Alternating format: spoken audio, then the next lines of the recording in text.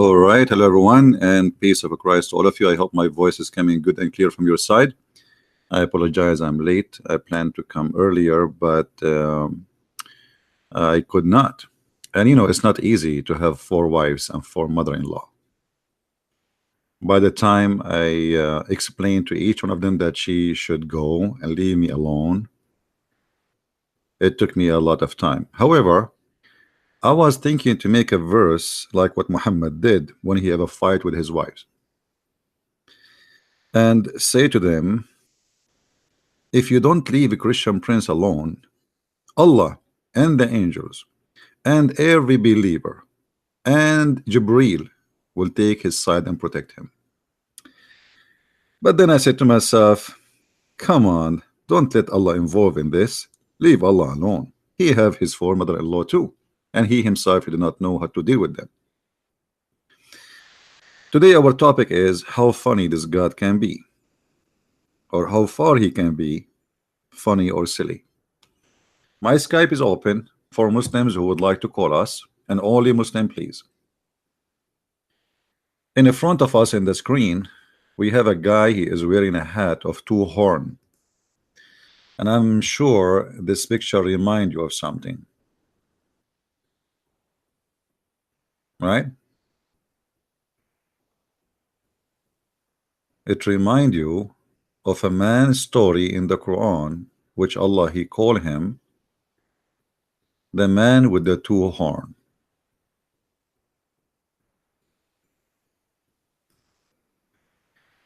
And why this man was called the man with the 2 horns according to Allah? Do we have any Muslim would like to tell us?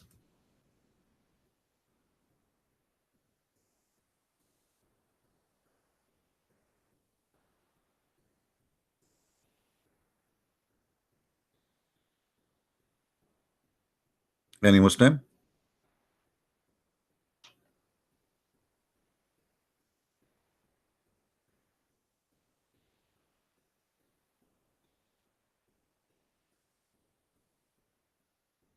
Who is a Muslim? Please invite your friends, guys. We have only 222 people. What happened? People on vacation? Where is everybody? By the way, at the end of our program today, I receive a message from Allah that we will give versions for those who they are in us with the program. At least you will get like a version or 2. You never know, like based on how lucky you are. And if you have 2 horns, you might get more. And I'm just trying to encourage you to do jihad with us. The whole idea of the versions. And if you remember the guy who called me yesterday and we showed him the women and the x-ray images, he said, well, how you think that this is how they will look like? Well, your prophet, he says, you can see through and you see the marrow of their bones. But he said they will be beautiful. Okay, I said, well, this is what he's saying. You will see the marrow of their bones. How beautiful it is to see the marrow of your bone. I mean, this is really nice. You have a woman in front of you and you will see the marrow of her bones. Now today we are not going to question the Muslims. I want a Muslim to call me and to show me something not silly in the Quran. I mean, name for me one story in the Quran is not containing and full of stupidity and something silly. Who is the Muslim want to do so?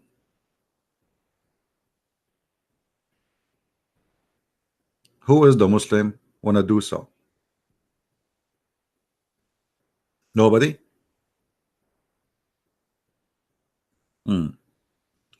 Okay, well, I think the Muslims, the reason they are not encouraged to show us something not silly in the Quran, because they are sure that everything in the Quran is nothing but a silly stories. However, Muhammad, he had to add some spice to the Quran to make it more funny. I mean, the Quran alone, it's boring without Muhammad making some spice to it. And by the way, the Quran itself is nothing but made of Muhammad. Most of it is made by Muhammad and the rest is made by Waraqa, and he copies stories from others. But as an example, If we go right now in the hadith, and I will do something in front of you, and I will type in English, not in Arabic. I will type the word fart. Fart.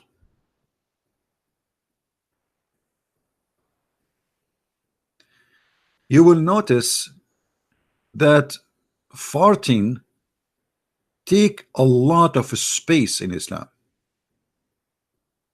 And you know, I mean, I understand that farting is really, really important. I mean, look, you are a god and you have people who fart, and then they need advice. I mean, who is going to advise them about farting? Who?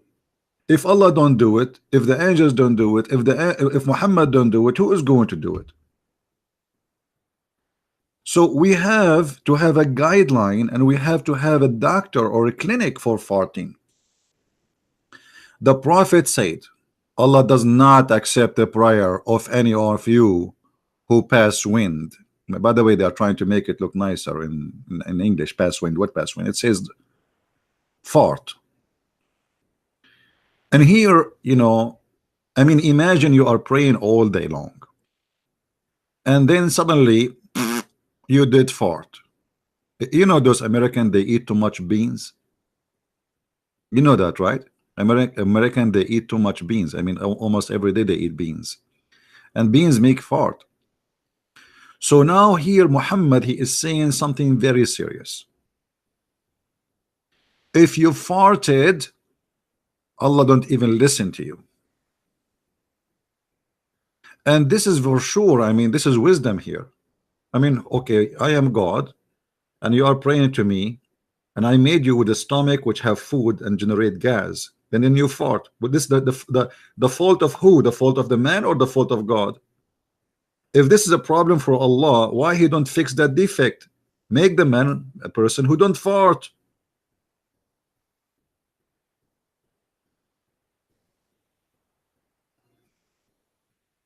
Hmm?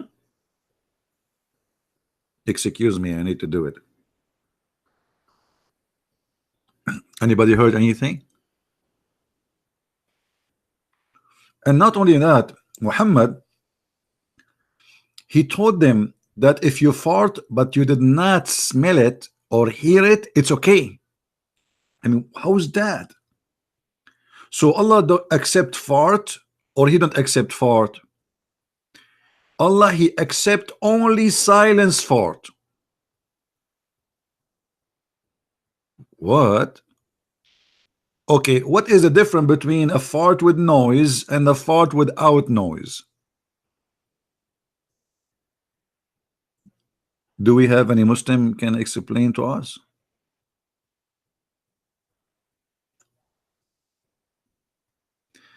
You see here in the Muslim translation, they translate the word fart as hadath. I mean, the Muslims are very funny. Ahdatha, which is supposed in Arabic. So why you are putting the word there? Why you don't put the word fart? They are ashamed of it, you know, like they are making it hadatha. Okay, how in the world somebody who don't speak Arabic, he will know what this hadatha mean? And what hadatha? It's not even hadatha. It's a wrong writing. It is ahdath. Do you see? Do you see how silly? Suppose this is translation, but the point of this, if you as a foreigner you read this, you will not know what he's talking about. If you commit hadath, what is that? And commit, I mean, what do you mean commit? Brother, count for me the sin you commit today. I did fart. You commit farting? Yes, brother. Brother, do you know if you commit farting, the Prophet, he said that your prayer, brother, is not accepted? You commit farting. Don't tell me you will take him to jail.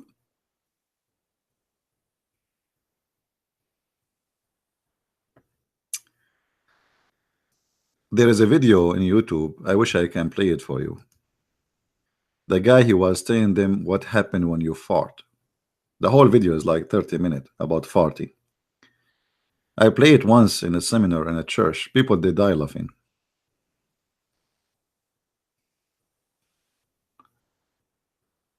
The science of farting. The Prophet said, Allah Messenger said, when he commits farting, meaning a man, and he is sitting in the end of his salat before saying taslim, then his salat is acceptable. Okay, let us make it clear, brother. Your fart in the middle of the prayer is not accepted. Your fart in the beginning of the prayer is not accepted. Your fart almost there before you finish the prayer is not accepted. But if you are almost done, Allah will let it go. Hello? That's, and how Muhammad he knew this? I mean, why what is that? Why the farting is accepted at the end of the prayer and is not accepted in the beginning or in the middle?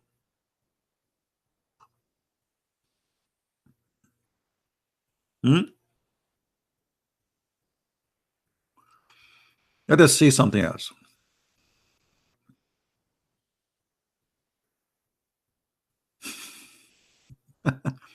Allah Messenger said, the one of you does not cease to be in salat. To me, salat mean prayer again. I mean, don't translate what I can do. As long as he's waiting for it. And the angels do not cease praying for one of you as long as he remains in the masjid, which means mosque. Allah forgive him. Allah have mercy on him, as long he does not commit farting. You see, you do farting, you lost the mercy of Allah.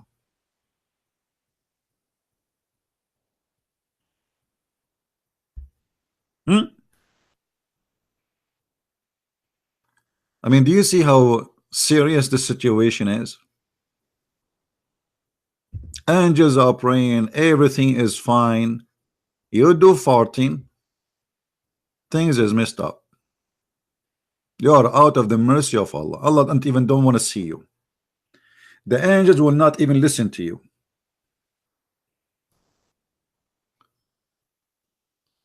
Now I am sure and look like that the farting of Abdul, it goes with the prayer, like in an envelope or something, like whatever you send during the farting, it goes all in a one box.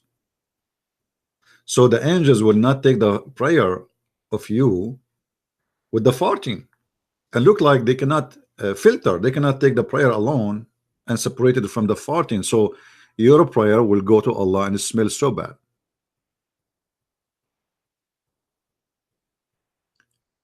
And here we notice, you know, that Muhammad, obviously he have an extra knowledge which we don't have. I mean, obviously he is a prophet of God. Otherwise, how Muhammad became a specialist in farting, yet he do not know how to write, how to read? How a man who do not know how to write, how to read 1400 years ago, he can write books about farting?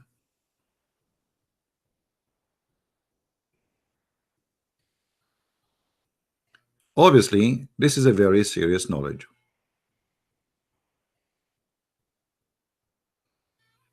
And this is a very clear sign of a prophethood of the Prophet Muhammad. Look, he did not go to school. He did not even have high school. But he know exactly the impact of farting on Allah. Not only that. Not only Muhammad, he says, if you fart but you don't hear it and smell it, you can continue the prayer. Muhammad, he go beyond to the unseen.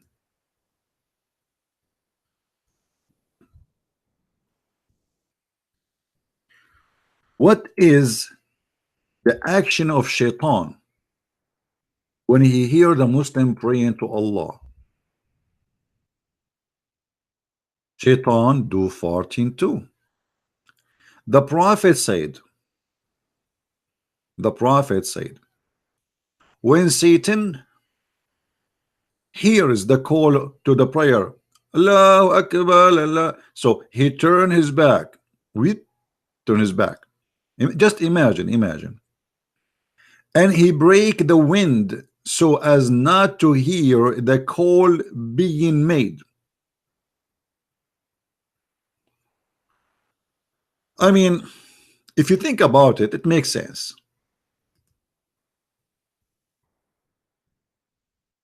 We have to be honest.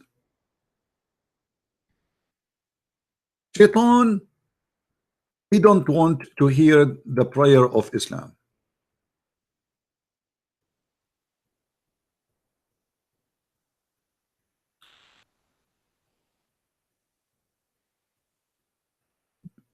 And the Muslims are praying loud.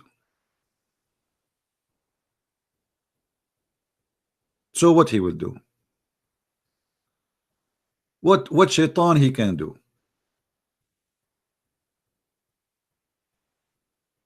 Poor shaitan. He don't have a stereo. He don't have headphones. He don't have anything. The only thing he can do is farting.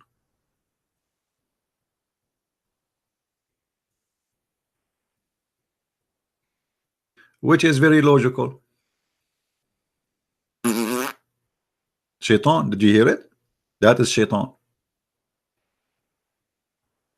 And here what is astonishing about the Prophet of Allah, how deep his wisdom and how deep his knowledge and how far he have information about even things we did not see, because we did not see shaitan. And by the way, you know, Muslims, shaitan, he fart, where did he get the gas from? Do you think he is eating beans? He get cold? Where is the farting coming from? Is that explaining to us why around the Kaaba you have always two policemen, they keep spraying with the spray for the smell? The Kaaba smells so bad.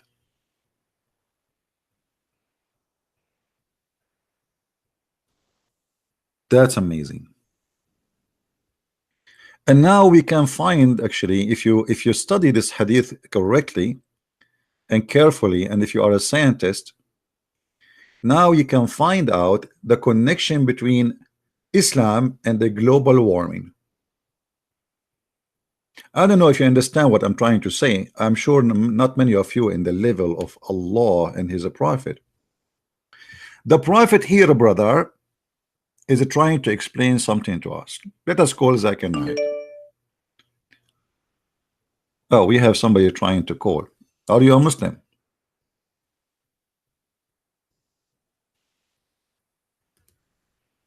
Let us see. Don't call me unless you are a Muslim.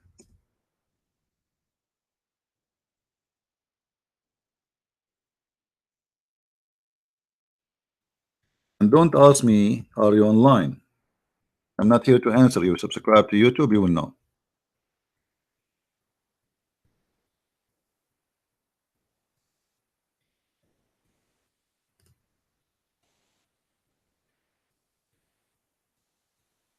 Actually, I blocked him. He's a Christian. You call me, you text me in Skype, and you are calling me to ask me if I am online.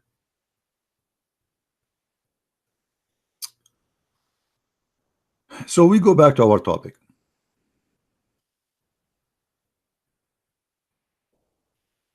Here you see how deep the knowledge of the Prophet of Allah. According to scientists, cows, they produce a lot of CO, carbon gas, which is very harmful and cause global warming.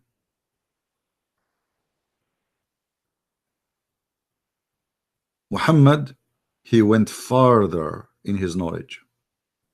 It took the scientists a lot to discuss what the impact of cow farming and cow growing on the atmosphere. Do you know how many shaitan we have? A lot.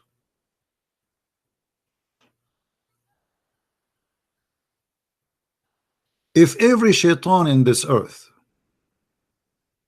he did fart when he hear the Muslim praying, and he don't stop farting until they finish the prayer, can you imagine how much farting and methanol are created? And by the way, there's other danger here connected to this issue, because farting is flammable. Ahmad, you asking me to call you? Are you sure, Ahmad?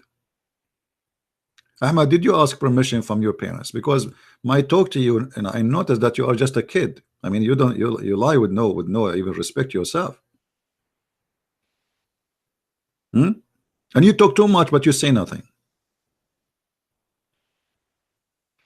You give the mic to Ahmad, he start talking. Ahmad,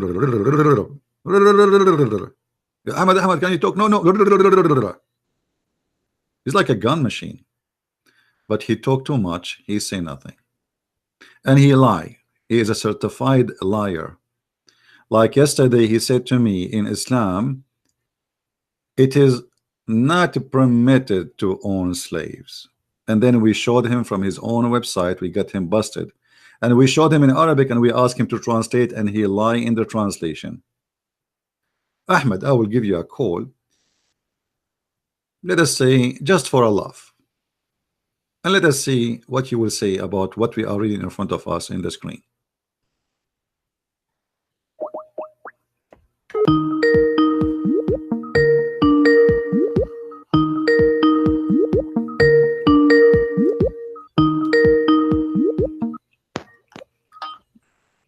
Yes, Ahmad. Hello. Hello. Assalamu alaikum. Wa alaikum assalam. So what do you think, Ahmed, about your prophet saying shaitan he Come fought on, when man. he You are prayed? saying the same thing every day. You are saying I am crying like a baby. You said the same thing about Abdul Wadud. And you said, you know, man, the thing you did, I answered all your question yesterday. And I have a lot of reviews of people today are saying you busted him.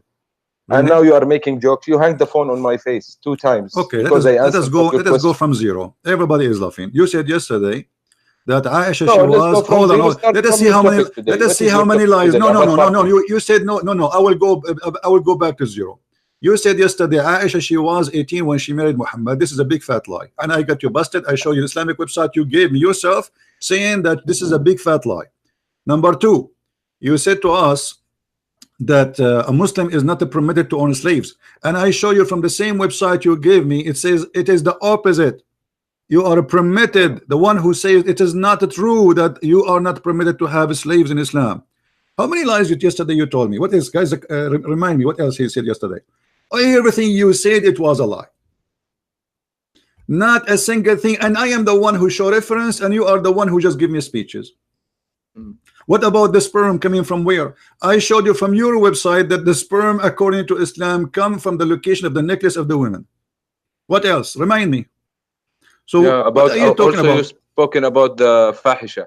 I remind you. Fahisha, yes, it's about lesbian, and you agreed yourself in the beginning. You say it's not about lesbian, and then after 5 minutes, Man, you know what? You know what? When I heard it again today, I did tell you in the beginning. It's not about lesbian alone. It's about lesbian, adultery, about everything. my friend, it says women. It says women. It says women. You speak Arabic, I speak Arabic. Okay, so how women they will do adultery if there's no man? It says your women who do that.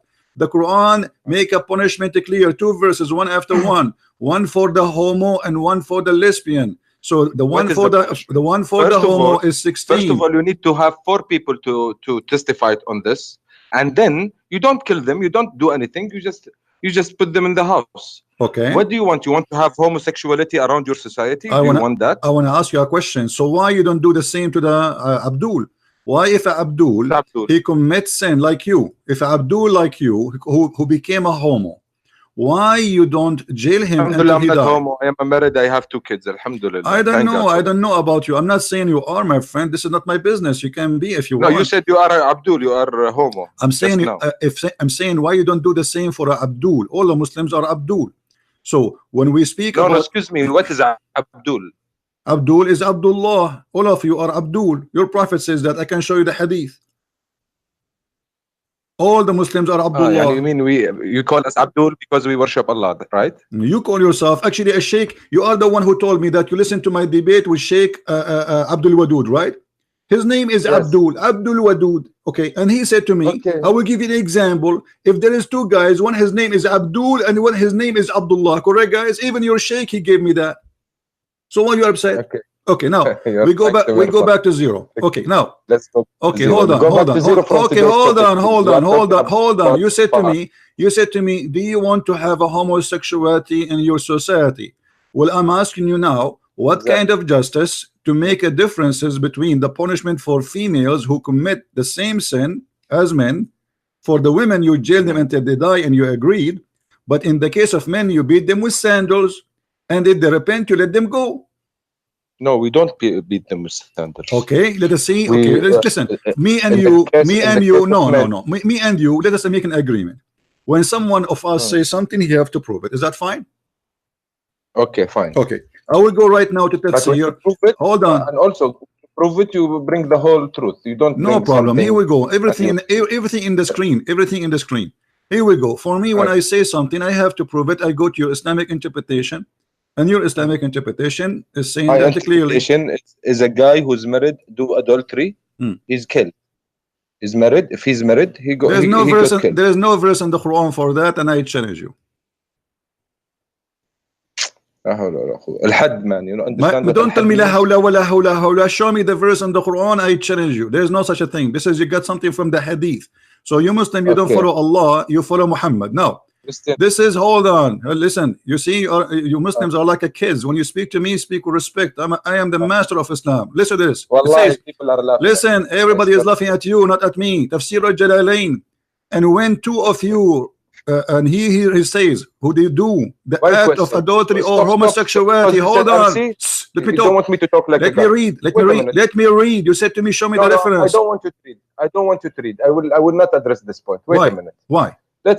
Let's be fair. Because I saw the video yesterday, it was nice, but we talked too much and we lost a lot of time of putting verses on the screen. But and we everything. started already. Let's I'm talk. asking you No. why Islam punished the women by jail to death if she is lesbian, but you just punish the man by beating him by sandals. This is Quran. Okay. You mean if a man commit adultery, we just punish him by sandals? If he is a homo, read it. It's in front of you. The homo? Okay, no, my friend. The homo, even the man, he have to die if he commits something. This like is that. not in the Quran. I'm asking you about the verse in the front of us. The verse in the front of us, it says, وَالَّذَانِ يَأْتِينَهَا مِنْكُمْ فَآذُوهُمَا. And those of you, the men who do that, hurt them. How you hurt them? Your sheikh explained, beat them by sandals. Wait a minute. You know what adhuhuma means? Adhuhuma. Let me explain. Adhuhuma, there is adhuhuma wa darar.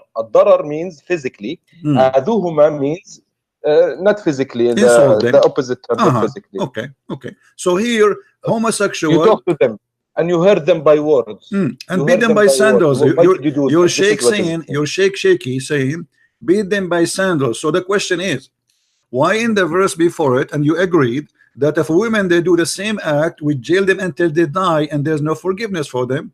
But in the case of a man, if he do that, as you see, we just hurt them by saying word to them or beat them by sandals and you let them go. I will answer you. My answer is for us Muslims. I don't care what you are reading. For Muslims, if anyone, woman or girl, woman or man, if they are married, they commit adultery, they die. That's it.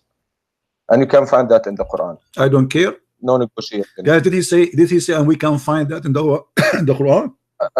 To be honest, the first time I heard about no. Listen. Did you just say we can find that in the Quran that we kill them? Of course you will find that in the Quran or show Hadith. Me.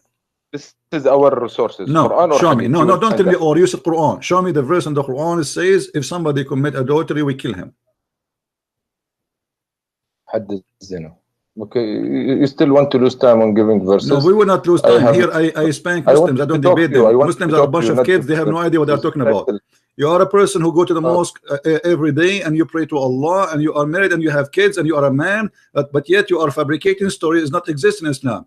What you are saying is in the Hadith, not in the Quran. So why you are lying? No, I said in the Hadith and the Quran. No, you said to me in the Quran, and then you added Hadith after. Okay, so it's not in the Quran. Okay, you want me to tell you so you agree. So you agree that this is not in the Quran. Okay, now when I get you the that source. Now you don't want to hear No, about I want it. it, no problem. I don't want your source. I know the source already. I know what you are going to say to me. I know what you will read word by word. This is not the question. You said to me, you just admitted that this is in the hadith. The question is, do you accept hadith contradict the Quran? I accept hadith and Quran. My answer. But you Muslim, you say to us always, if the hadith contradict the Quran, we don't accept it. Yes. Okay, but the Quran never says kill them. But the hadith does. It doesn't contradict. Thank you very much. No, it contradict. It contradict. In the Quran there is a punishment. No, in the Quran, punishment is to beat them only, not to kill them. Okay.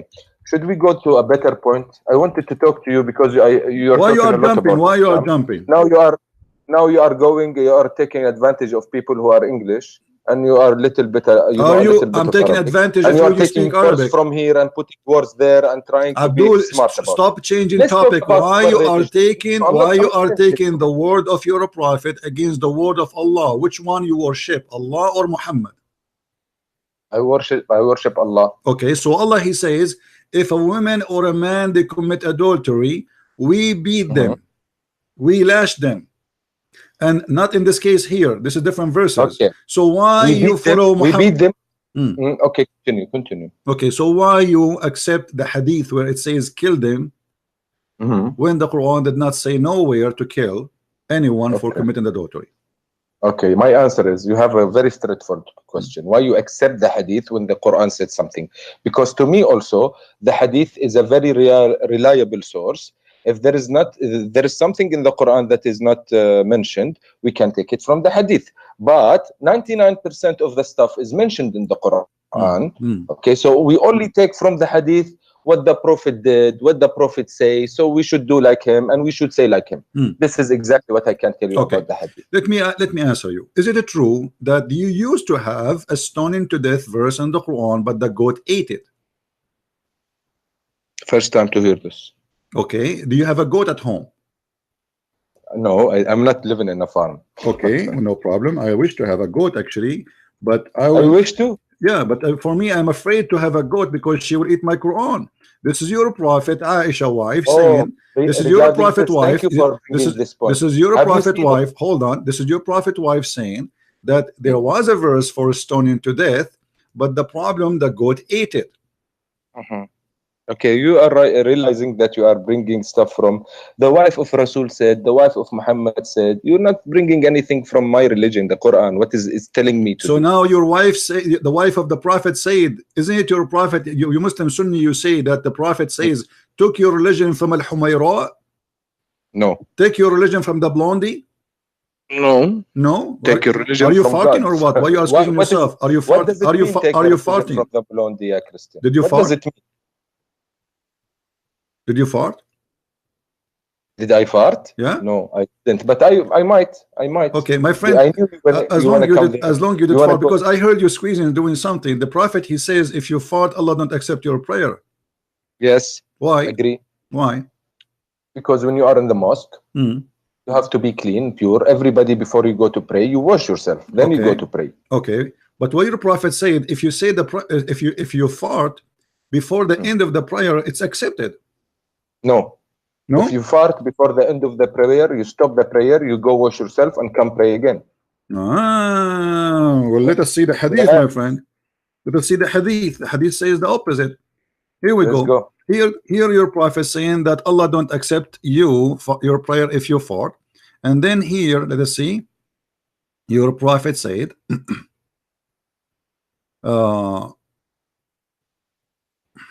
okay, read with me.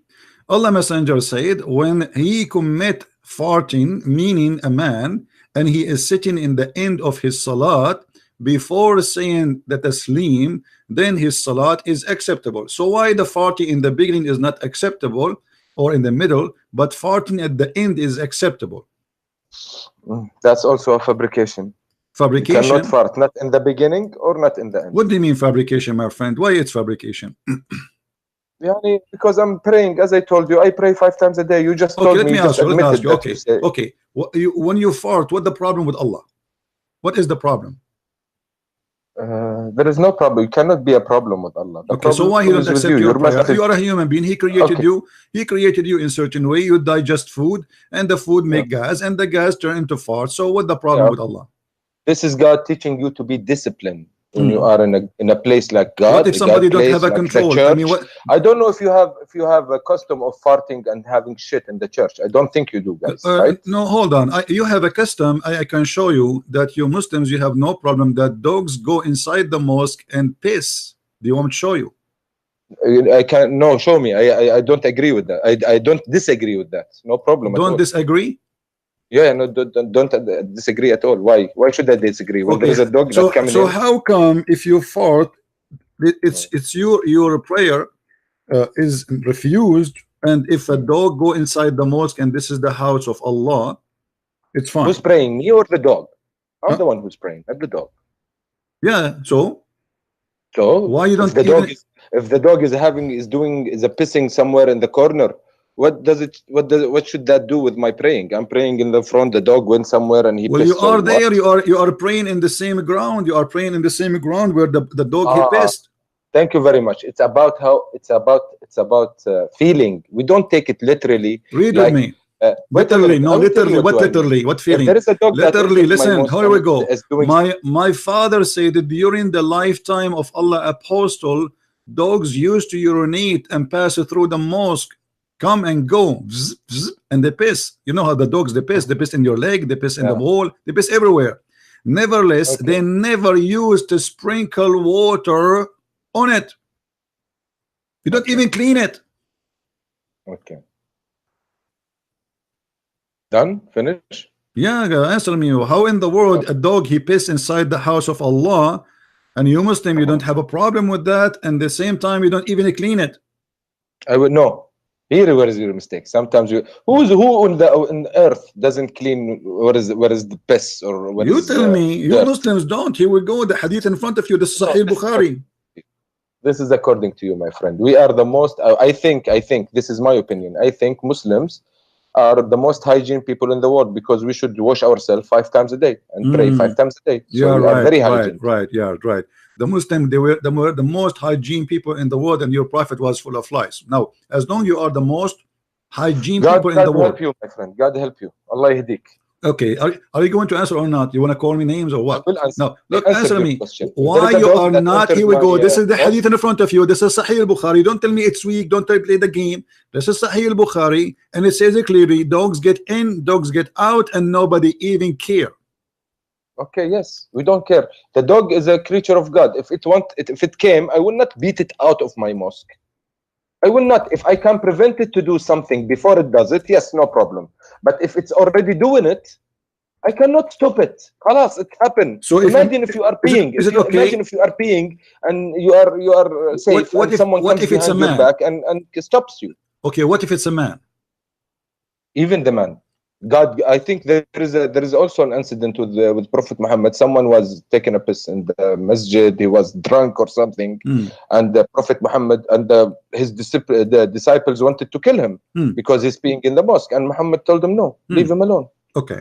So what does that tell So you? you That can tells you that Muhammad have a good heart, right? Okay, you can piss in the mosque, and there's no problem with Allah. Yes. No. Why? You It's said not- to me there we is are no- you very cannot hygiene go and people. piss like that. You It's said not to a us we are toilet. very hygiene people. Why a Muslim guy he will piss in the mosque? No, I did say you don't go to the mosque to piss. No, I said if there is a this is a dog, guy. He was happen. pissing when the people are praying in the mosque. He is in the mosque. It's a small room. It's Man, not like a big place. So the guy he unzip man. zip and he grab his penis and he start pissing. And you're a prophet. He have no problem with that. According to the Bible, when Jesus saw the Jews sitting and buying in the temple, he flipped their tables and he kicked them out. How come your God? How come your God Muhammad don't have any jealousy for? Muhammad is not my God. Alayhi salatu wasalam. He's my prophet. He's your God. No, he's my prophet. Okay. He's not my God. Say the shahada for me. أشهد أن لا إله إلا الله وأشهد أن محمدا رسول الله. Translate. I bear witness that there is no God but God, and I bear witness that Muhammad is a messenger of God. All right. Now, So now you just associate the name of Allah with the name of Muhammad. Why?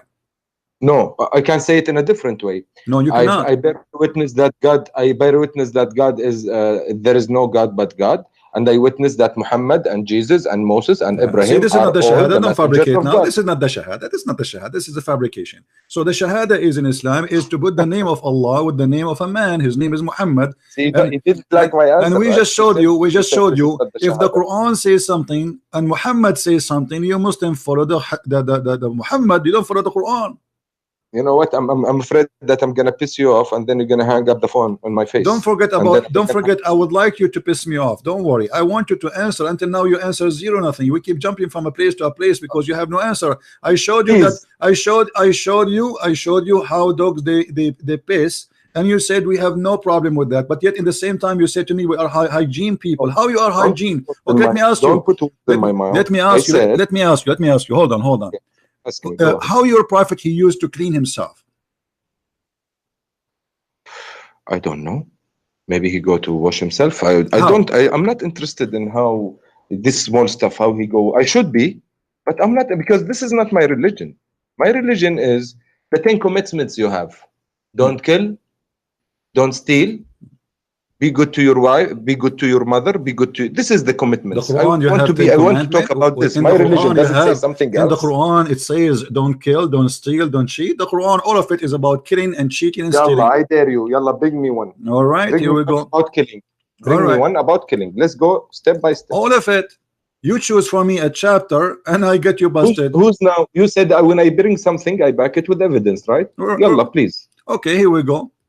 Go, yalla. Verse by verse, please. Because there is one verse that said, if you kill one man, it's as if you killed the whole humanity, and if you save one man, as if you save all the humanity. Okay, but this was not for you. This is supposedly for Musa, as he is copying the Jews. In case you it's don't in the remember. Quran, though. It's in the yes, Quran, right? but this is supposedly Muhammad saying what God he says to Musa, not to Muhammad. So if Muhammad is saying God words, why he should okay, if we go and read the interpretation for this one too, it says that those who they are, the one innocent man is the one who is a Muslim. If he is not a Muslim, he is not innocent. Do you agree or not? I agree. Okay, so you can kill anyone who is not a Muslim, but if he's a Muslim, no, I didn't say kill. I say I agree with what you said. An honest man is a Muslim. This is what you said, right? Okay, so if not a Muslim, we can kill him, right? No, not kill him. He's not honest. That's it.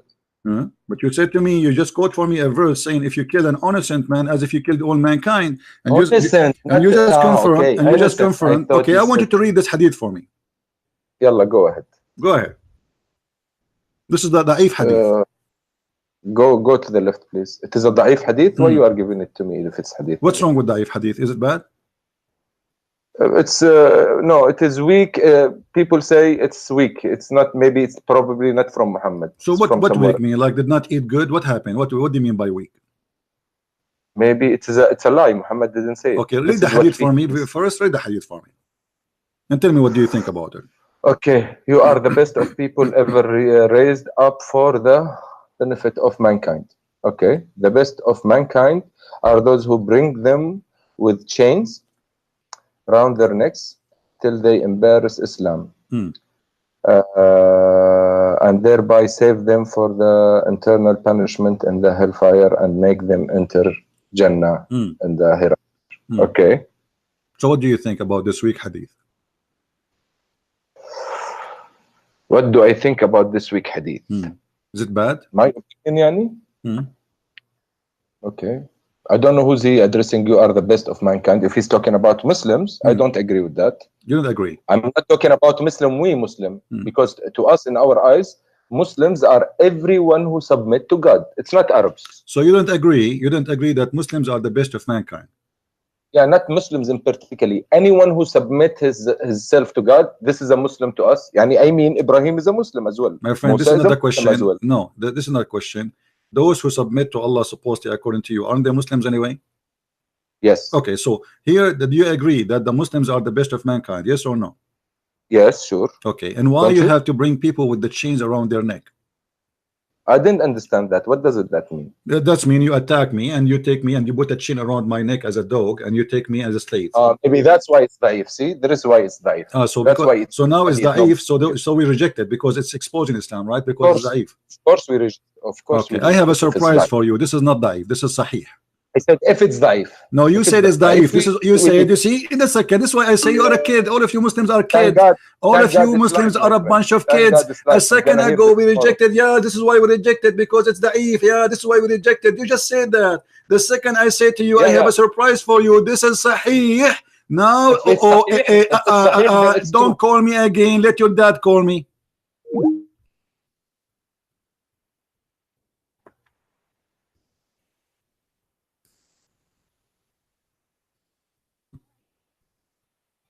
I did not open a nursing school.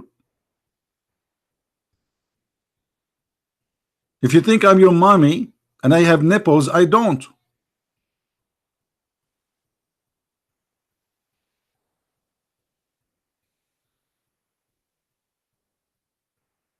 Do you see how they are? They have no honesty.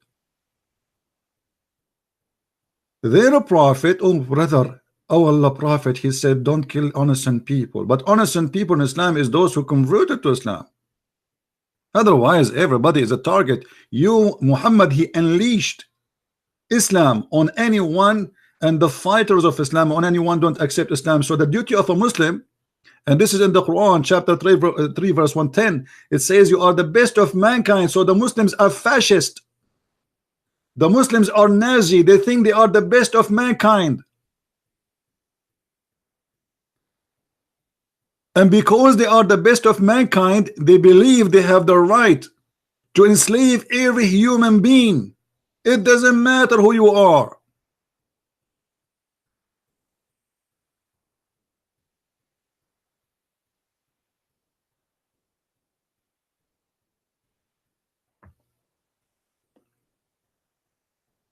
Why? Why you do that to yourself? Why you bring humiliation for yourself? Why you change your opinion in the speed of light? And this is why I say to you, Christians, Hindus, Buddhas, it doesn't matter who you are. When we debate Muslims, we don't debate them. They play games. They are not decent people. They never give a correct answer. They play. The answer is vary, depend how the situation is. It's a shameful cult.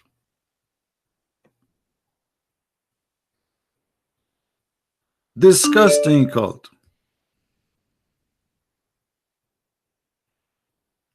Imagine if we say we Christians, we have a duty to go bring them all with chains, and we can't do that. Muslims are no match for us in any mean, in any way.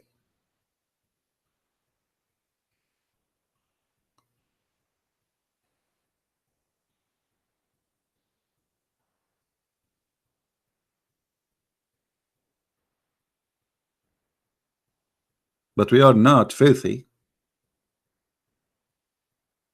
Jesus said, love your enemy. Muhammad, he says, kill them, bring them with the chains around their necks. And the liar yesterday, he was telling me that in Islam, we are not permitted to own slaves. And the Prophet of Islam, one of his names actually was Ba'i'ul Abid, the one who sells slaves. And he bought and he sold and he made and he created millions of slaves. Until now, slavery is lawful in Islamic countries.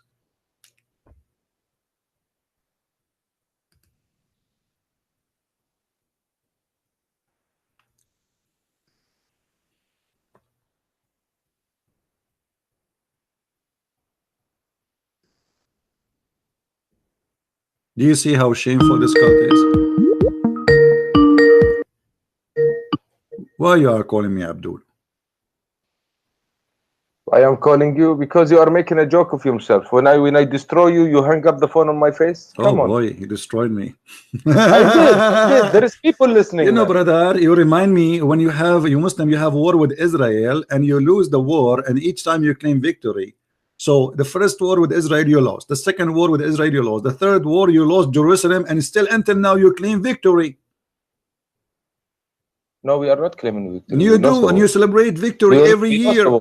Let me ask you now. Did you say to me that I reject this hadith because it's da'if? We lost the war, but why did we lose the war? Because of people like you. People in Palestine are killed and dead every day. They are dying every day because people of you. Okay, what? Let me ask you. What you are doing? Okay, hold on. What you are doing? Hold on. If you ask me, I would love to go and join the US, the Israeli army in case there is a war, because this is their land and I can prove it. This is what I want to talk about. You want to talk about this? Bring a Palestinian guy and bring an Israeli guy. Ask both of them. Ask the Palestinian guy. Where were your fifth grandfather? He will tell you buried in Palestine. So what? Ask the other Israeli guy. Tell him, where is your fifth grandfather? The first time, hold on. The first time the Muslim they enter the land, it is during the attack of Umar ibn al-Khattab. Before that, there's nothing called Arab in that land. Do you agree? Before that, Arab was not exist. Come on, Arabs was we are descendant from the Ismailis. What Ismailis? Don't give me this garbage, my friend. Don't go there now. Listen. In Jerusalem, in the attack of Jerusalem, everybody knows that Umar ibn al-Khattab is the one who attacked Jerusalem and he took it. So and before that, nobody speak Arabic there. Let me ask you now. Let me ask you. The Jews, they say that Jerusalem is their city and Israel is their land. Do you agree with them or not? No, I don't agree. So you are saying whoever says that is a liar. I say whoever says that Israel, their land is in Palestine. Yeah. Is a liar? No. They started there, but now it's not their land. Why now? It's Palestine land. Why now it's not their land? Why now it's not their land? Who is the one who gave them that land? Oh my God! Don't say oh my God. So say oh my father. So oh my Allah. Okay. Don't say. Wait a minute. Now you are in America, right? No, I am in China now. Okay, America. Didn't they come and they killed all the Indians? No, that's not true. It's not true? Not true. The Indian, they were killing each other. Almost they are finished killing each other. And actually, let me tell you about America, Abdul. In America, if you are an Indian, you don't pay tax. I pay tax, which means Indian in America, they are treated more high than any American. They have a special right. In the Middle East, you took Jerusalem from the Jews. Do you treat them equally to the Muslims? No. Ibrahim have two kids. Right? Really? And yes, Ishmael and Jacob, and we are brothers. Okay, we will go there. We will go there later. We'll go later. Now answer me. Who is the one who gave Israel, the Israeli, their land?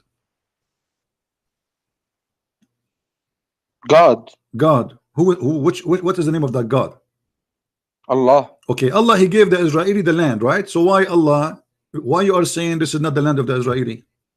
Yeah, God told them uskunul arda. He didn't tell them go and kill everybody. No, actually he told them to go and kill everybody. Yeah, this is see, this is according to your scripture. No, this is according to your Quran. Do you want me to show you? Yeah, show me that in the Quran God tells Bani Israel go and kill everybody. All right, no problem. Here we go. Let us go to the Quran and show you. And you, in a second, you will say to me, this is a da'if Quran. You promise me? No, this is Quran. There is no da'if and no da'if. Okay, here we go. This is the Quran, chapter 5, verse number 20. Read it. Yeah. Oh man. I read my scripture in Arabic. Read it in any language you want. Let me read it for you in Urdu. You are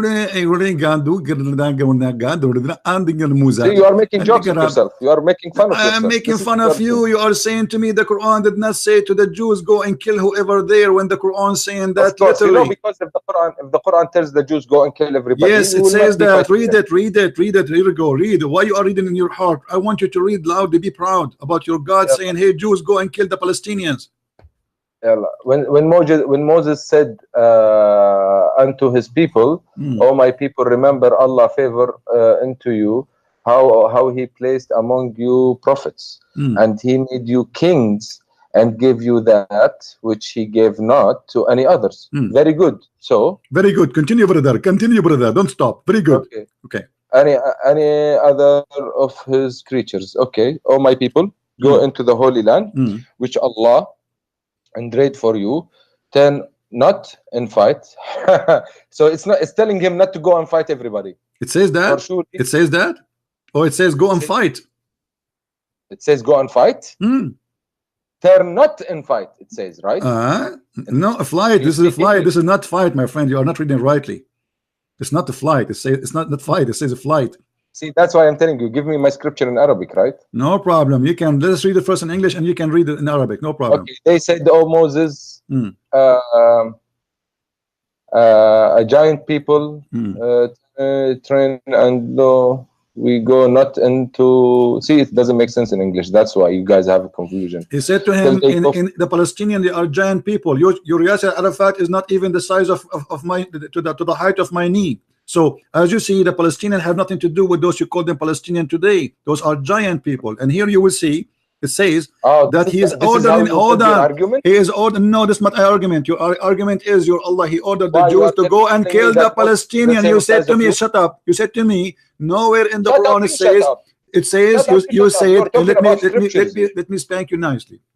You said, and everybody heard you. Everybody heard you.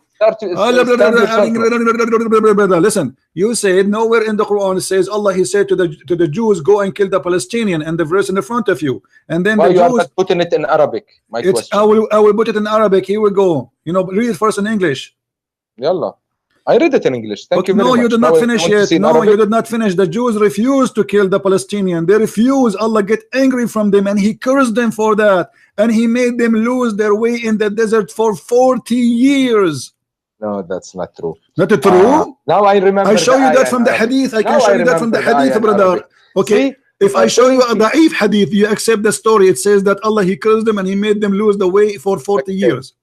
Can you let me talk now? I'm asking you, if I show you the hadith where it says Allah, He made them lose their way for 40 years. Go back to Arabic. This scripture, I want it in Arabic. No problem, no problem. No problem, no problem. I'm asking you, if I show you the hadith where your prophet said that Allah... hadith. This one is a Qur'an. I want to talk about Qur'an. So you don't accept hadith now? No, I accept hadith. Okay, now I want to talk about this. Don't jump the gun. So now, so because now the Quran did not mention that Allah, He made them lose the way for 40 years, you don't accept it? Oh my God! See, yeah, do you accept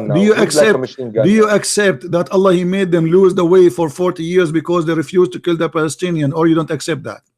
No, you don't. It was not. God told them there is a bad people in this place. Go and fight. That was the story, not Palestinian. And what you are saying, you are misleading the people. Those are not Palestinian. They didn't go. Didn't go. Okay, listen. So did Allah curse them because they did not go and kill those people, and He made them lose their way for 40 years? Yes. But you said to me, there's nowhere in the Quran it says Allah. He said, go and kill the people. To me, God told them, go fight these people because they are very bad people and they did corrupt in the land. Go fight them. Okay. Where it says that? Where it says that? Where it says that in the Quran that they are corrupting in the land? Go and fight them. Unfortunately, the Israelis, they felt where it says that those are bad people and this is why you can kill them. Can you tell me why you did put the verse in Arabic? I will put it in Arabic because at first I want to get you busted. You can read it in Arabic in your website. Open your website. I give you the verse number. I give you the chapter number. What's wrong with you? Now listen, and I'm sure you have it in front of you. Now I'm asking you, when you say to me, yes, Allah, He ordered them to kill the people who live in that land, that's mean you admitted that those are not your people. Those are different people, correct? What is your point? Yeah. So now my point is that you are a liar. You Arab know. I'm not a liar. The Arab never been there. We are the Arab. We are the Arab, and you are not an Arab. I think you are an immigrant from somewhere. I am an Arab. You are not. Yemen. And listen, we never been there, and we never enter in that land until Umar ibn Khattab he came. And you are a liar. And here you just said, and you just said, admit, and you just admitted those are not Palestinian. Everybody heard you, guys. Did he say those are not Palestinian? So okay, I am asking you, why Allah created war? Why Allah gave the Jews the land if they don't deserve it? Do Allah knew the future that the Jews are not good? Why He gave them the land? Okay, can I answer now your question? Go ahead. Please let me answer. Yeah. Okay.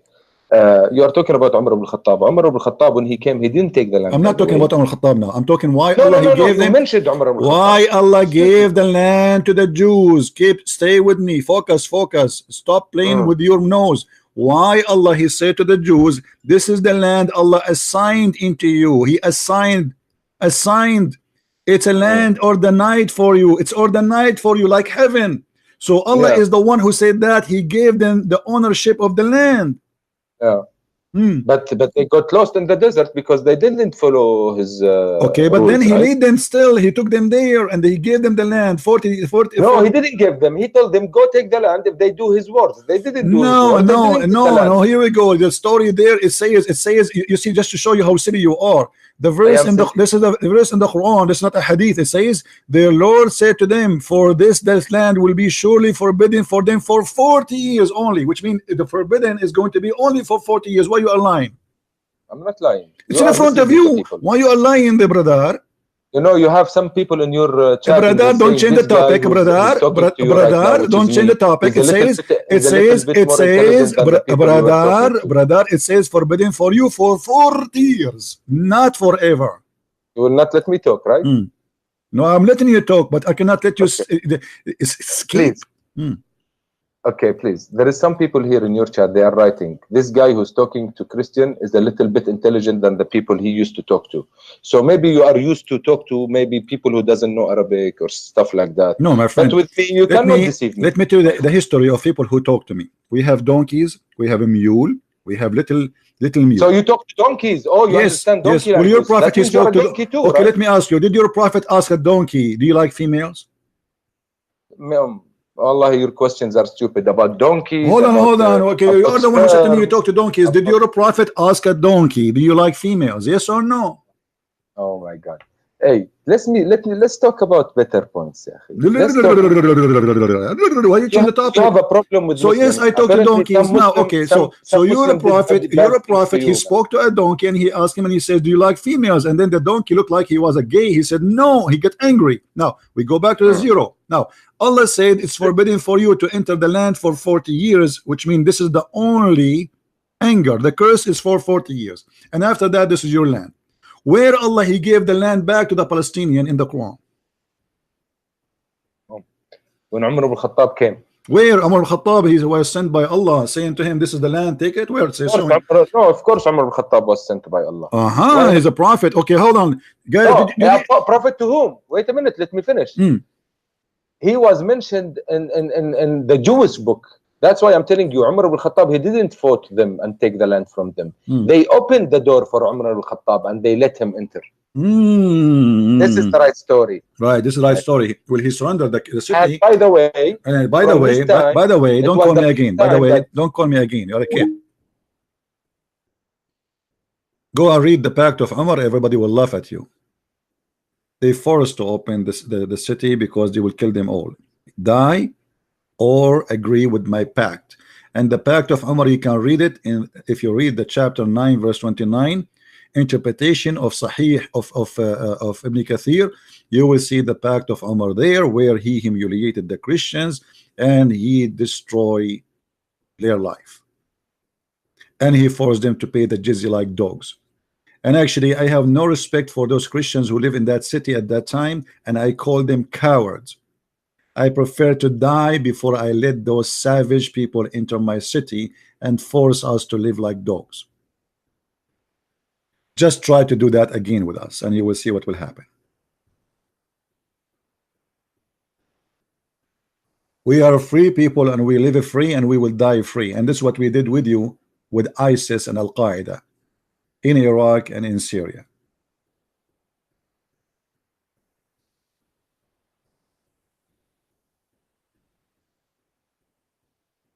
Cowardness will lead you to a disgrace. Jesus never taught us to be cowards. Never. To be merciful, yes. To be loving, yes. But not to be cowards. We are the Christians, and we don't hesitate to give our life for the Lord and to our family and to our land. And the one when I take it from us, you have to think not twice, 100 times before you do that. And as you see, Islamic countries are not Islamic countries, and they are coming back to our hand. Glory to the Lord. Jerusalem is not yours no more. And soon even Mecca is going to be turned out of your hand.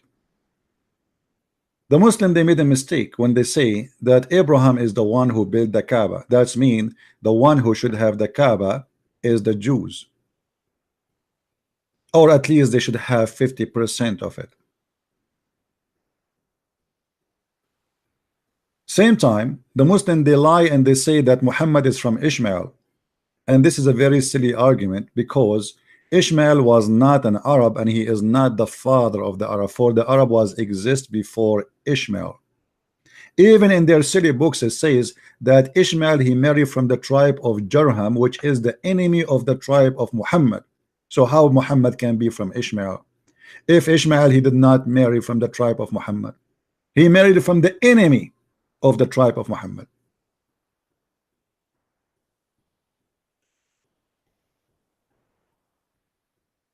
As you see, this is the land of the Jews, and even the Quran confirm. And the funny that the whole Quran never mentioned the word Palestine once.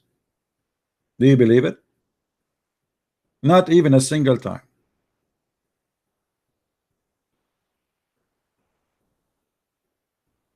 Imagine I am an Arab and I marry a Chinese, yet my son is a German. I mean, how silly that argument is.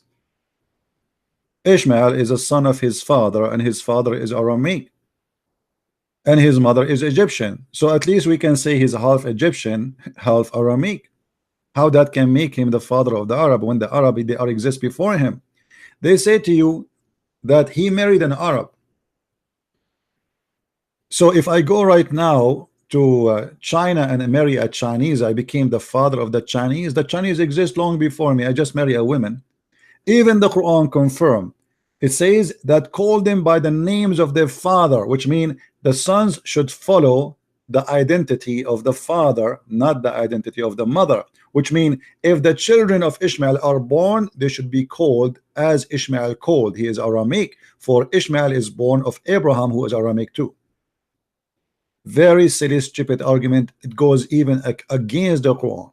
And nowhere in the Quran it says, even in the Quran, it says that Muhammad is from Ishmael. Not only that, the silly Quran confirm that the prophethood is in the children of Abraham from Isaac and Jacob only.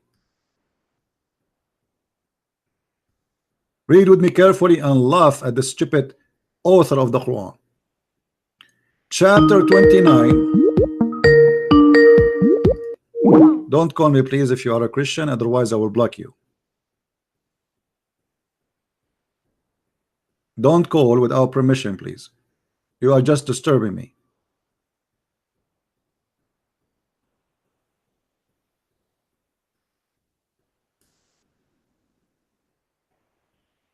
And we bestowed on him Isaac and Jacob, and we established the prophethood and the scriptures among his seed. Which seed?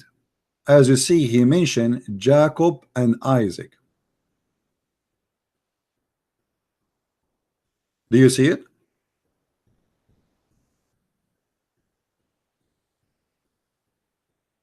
Same time, Ishmael have nothing to do with the Arab. And actually the Arab are not even an ethnic group. You see, I am an Arab supposedly, but we are not really a nation. The Arab is whoever live in the desert. The Arab is an Aramaic word, mean people who live in the desert. It's the same as you say to the gypsy. So you can say, hey, gypsy. I look like a gypsy sometime. I like a music. La, la, la, la, la, la, la. And we eat hummus. By the way, hummus is not Arabian food. All the food you see in the Middle East, this is have nothing to do with the Arab. The Arab, they eat only simple food because they live in the desert.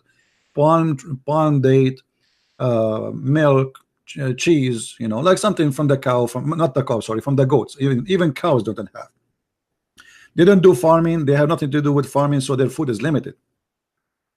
So all the food you see, this is not even Arabian food. Like you see, if you go to some countries, those are countries we occupy them and we force them to speak our language, and then we took whatever they have. We took their food, we took their civilization, and we claim it to Islam. Muslims do not know until now how to build a house. Until now, if you go to the Middle East, you will see that all jewelry stores, they take off in Saturday and Sunday. Why? Because nobody knows how to make jewelries except the Christians and the Jews in the Middle East.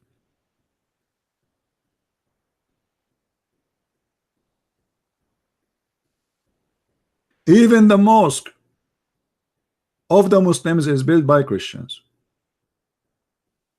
And the one who they are great and wonderful, they are hijacked by the Muslims. They used to be churches. As an example, the mosque, they call it Al-Aqsa. This is not a mosque and never was exist. This is the temple of the Jews. As an example, the biggest mosque in Damascus. This is not a mosque, this is a Christian church.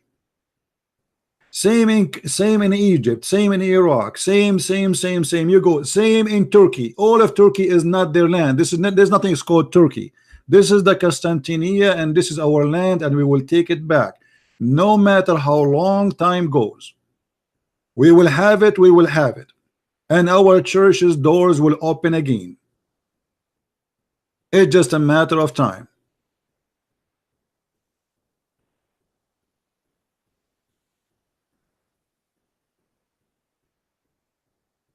If you go right now to countries like Emirat, who built Emirat?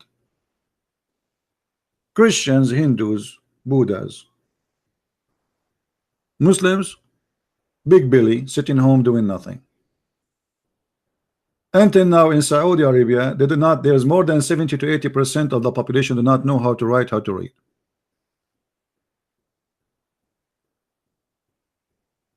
They don't even have people who clean garbage in the street. Even those, they import them from abroad. It's a lazy nation. I am from there and we know what we are. I'm talking about myself, my people, not talking about someone is a foreigner. And then in the top of that, we have something called the month of Ramadan. The month of Ramadan is the biggest disaster in economy and civilization for the Arab and Muslims. Why? Because you have 1 month a year is dead month. People do nothing. Nothing. Big Billy. And yet they claim they are fasting. In fact, in the month of Ramadan, everybody gain weight at least 10 to 15 kilograms. And the price of food skyrocketing because people are eating like goats. There's no jobs. There's no companies are open. Nobody do any business. Everything is dead. And the Muslim, they call it fasting, but in fact it's the month of sleeping, because all what they do, they sleep all day and they wake up all night to eat. The morning come, we sleep again, and we open our eyes 5 or 6 p.m. and we eat again. All what they do, they flip the day night and the night day. Yet they claim that this is a month of fasting, when the fact this is a month of food and eating.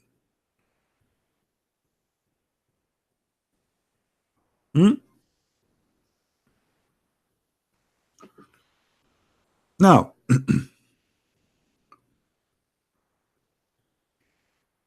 shall we give Mr. Alawi a chance to call us again, guys? What do you think? Do you like him? Be honest with me. Do you like him? He's funny, isn't he? He's funny, but he's like he's a kid. But he's an adult. He's not a kid. He's like maybe, I don't know, maybe he's 30, 40. I'm not sure how old is he. But and funny, he says to me, people then the text, they are saying that I am smarter than the rest. And if you are the smarter than the rest of Muslims, how horrible the situation for Muslims then. If you are the smarter and you are saying you agree that you are the smartest between the Muslims,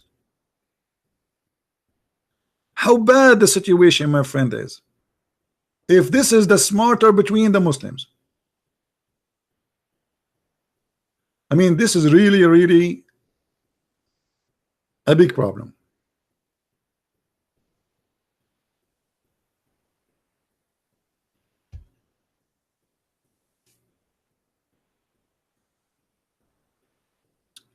Do we have any Muslim would like to say something?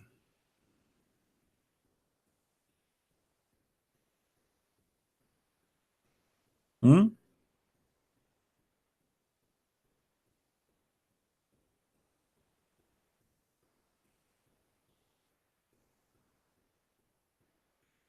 You know, when he was so proud about himself that he is the best between the Muslims, I think he felt so good. I think he wanted his wife to hear this. Hey wife, look what they are saying about me. Come here, come here. You remind me of your God saying in the Quran that he is the best of the creators. And I find it very funny and very stupid how he says that he is the only creator, but he says he is the best of the creators. Same as when you said I am the best of the stupid. Allah is the best of the creators. How that can be? Either here Allah is being funny and silly and stupid, or Allah is bored, he decided to make up creators beside him, and he agreed that he is not the only God. By the way, guys, brothers and sisters, I was #1 in my classroom. Actually, I was #1 in the whole school. But what I did not tell you, that my school was at home and there's no other student but me. How you can say he is the best of the creators if there's no other creators? The story behind this, we know it. A guy was sitting with Muhammad. He is his scribe. His name is Abdullah ibn Sarah. When Muhammad he recited that verse before he arrived here to this point, the guy he added, so pleased be Allah, the best of the creators. Muhammad he said to him, put it there. The guy he said, but what? He said, but what you just said. He said, but this is what I said. He said, but it came to me the same as it came to you. And because of that, the guy he left Islam and he starts saying to everybody, Muhammad is a big fat liar. I said to him, and he said, I said to him so and so, and he said, write it there. So if Muhammad is a prophet inspired by God, well, I am then a prophet inspired by God too, because I am the one who said that. And this is all written in their Islamic books, not in the Christian books. All this scandals in their Islamic books.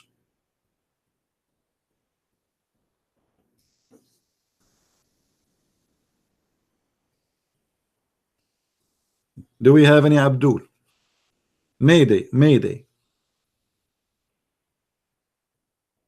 Huh?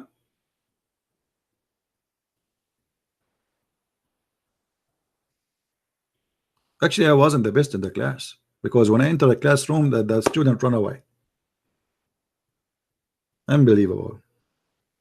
I was a very good student. I have a good grade, don't take me wrong, but I don't know, for some reason I don't like you see the system in the Middle East, the teachers, they treat student as slaves, and I cannot take that. So every day I have a fight with the teacher, not with the students. The teacher, he go to the classroom, he says, where is this guy? Where is this guy? They hear news about me. He said, listen to me, I am not like the other teacher. I'm warning you. If you think you can do the same to me as you do to the other teachers, I am not the same. And all the kids, they say to him, yes, yes, sir. All of them, they say the same as you. Just wait. They used to slavery. I'm not used to it. They love to dictate. They love to make you a toy. The mentality of Islam have an impact on everything.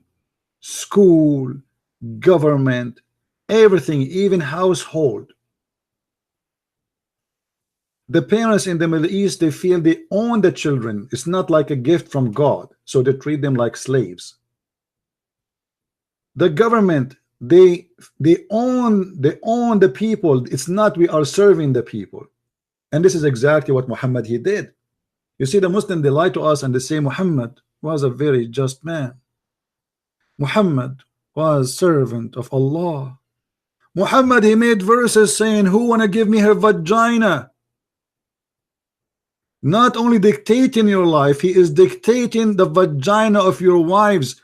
Imagine, it's written in their books that the prophet was offered a privilege, or Allah gave him a privilege, and one of them, if the prophet eyes fall into a woman, her husband, he have to divorce her immediately, so the prophet he can if her. Have you ever heard of a religion like this? If the prophet eyes fall into a woman bum and he like it, you the husband, you have to get rid of your wife immediately, otherwise he will kill you.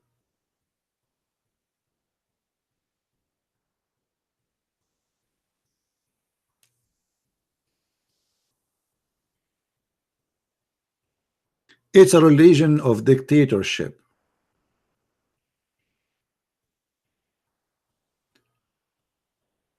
Anyone knows where we can find the video where the guy he said to us that Allah he made Adam sin because Allah wanted to be known?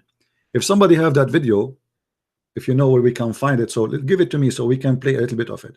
Imagine even that the sin of Adam, Islam teach that Adam was a victim of Allah. Allah dictate the sin of Adam. Allah dictate your sin, my sin. Allah wrote your sin before he created you as a destiny, which means you do not have a choice to do or not to do.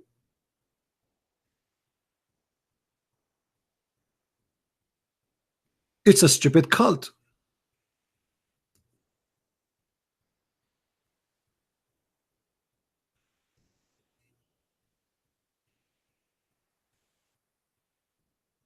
And as you see, everything we say, we can prove it.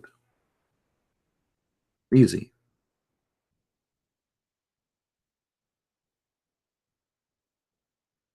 All those references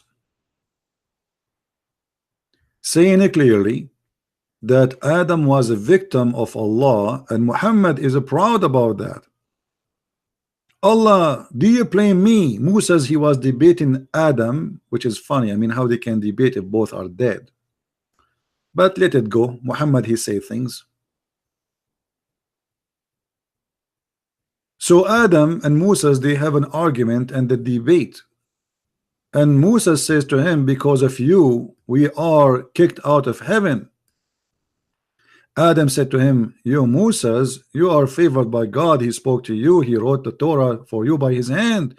Yet do you blame me for doing a deed which Allah had decreed that I should do 40 years before he created me?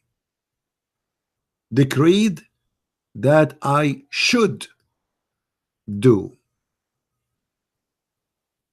Have you ever heard of a stupid cult more than this? So the whole sin story, according to Islam, it was a decreed by Allah, and we are sinners because he wrote for each one of us 40 years before he created us what we will be.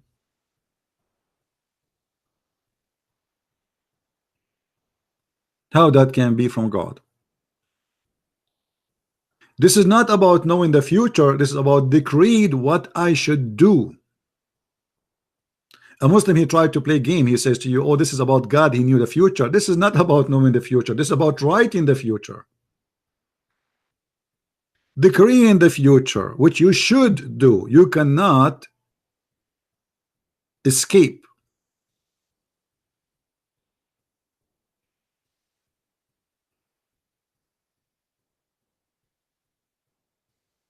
And this is why the Muslim guy, he said to us in the debate that yes, Adam was a victim of Allah, and Allah he decreed his sin because Allah he wanted to be known. Allah wanted to be known. Well, nice to meet you.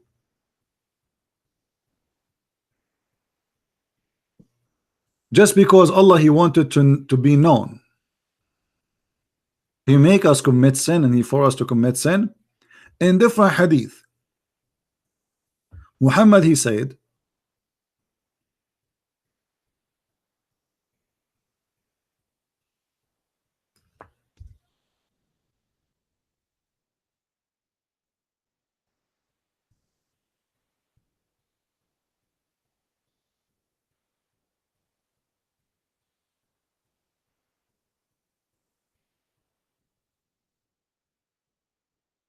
that if you Do not commit sin. Allah will destroy you and replace you with people who commit sin. If you study this statement from Muhammad, it's a clear statement from him of how he is trying to scare the Muslims, saying to them, you should do sin as much as you can, yet just ask Allah for forgiveness. That's it. This is the whole idea of Islam. And your sin is a destiny, it's not even a choice. And here you will see that Muhammad here give us a very clear image that his God is a self. He have suffering from self loneliness. He is lonely. He need people to say, please forgive us. By him, who is the hand is my life. Muhammad is swearing by Allah. Muhammad swear by Allah. Allah swear by the fig. Allah swear by the day. Allah swear by afternoon. I never heard of a God like this. If you were not to commit sin, Allah would sweep you out of existence, and he would replace you with people who commit sin and seek forgiveness from Allah, and then he would burden them. So Allah have a special joy. The joy is commit sin, so you can say, please forgive me, please, I need to be forgiven, please. If you don't commit sin, you will not ask for forgiveness, and Allah will not enjoy his life. So when you commit sin as a Muslim, you are doing a favor to God.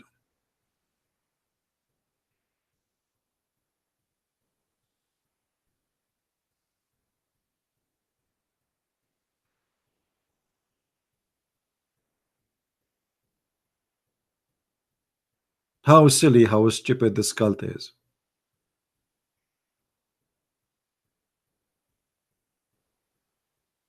Abbas is just a kid. If he can bring somebody with him, I will take his call. You have to bring an adult with him. If he can bring an adult, I will let him talk.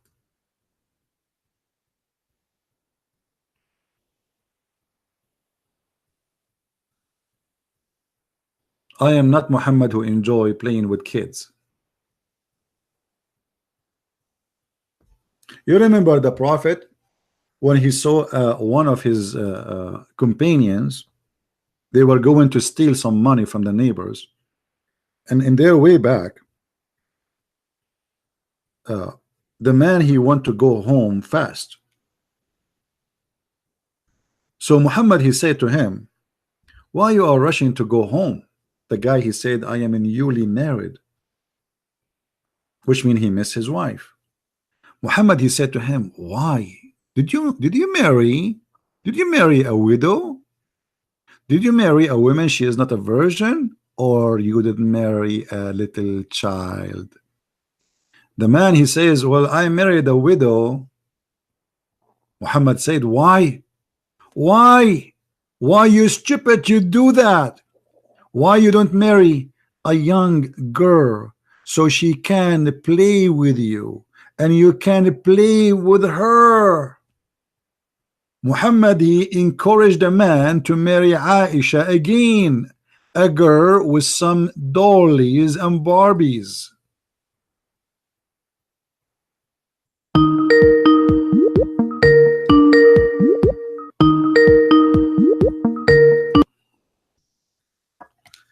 Asif, I have to hang up on you. I have to hang up on you. Do you know why? Okay, sir. Because we said all Christians, please don't call unless you ask first if you can call. Sorry, CP. All right, no problem. I'll ask you. No problem. Thank you. Sorry, CP.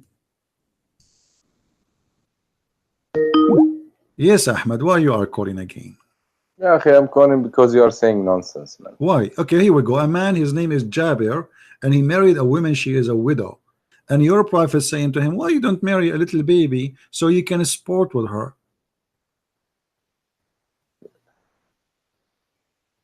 And this is da'if hadith. Okay, you're saying it's a da'if hadith. Now you're gonna tell me no, it's not da'if hadith. It's a strong hadith. Are you scared now? Are you scared? So what do you say about your prophet saying that? Okay, can I read it in Arabic, please? Sure, sure. Go ahead. Oh, go. How's your Arabic doing, by the way? Put it in Arabic, طيب. Okay, طيب.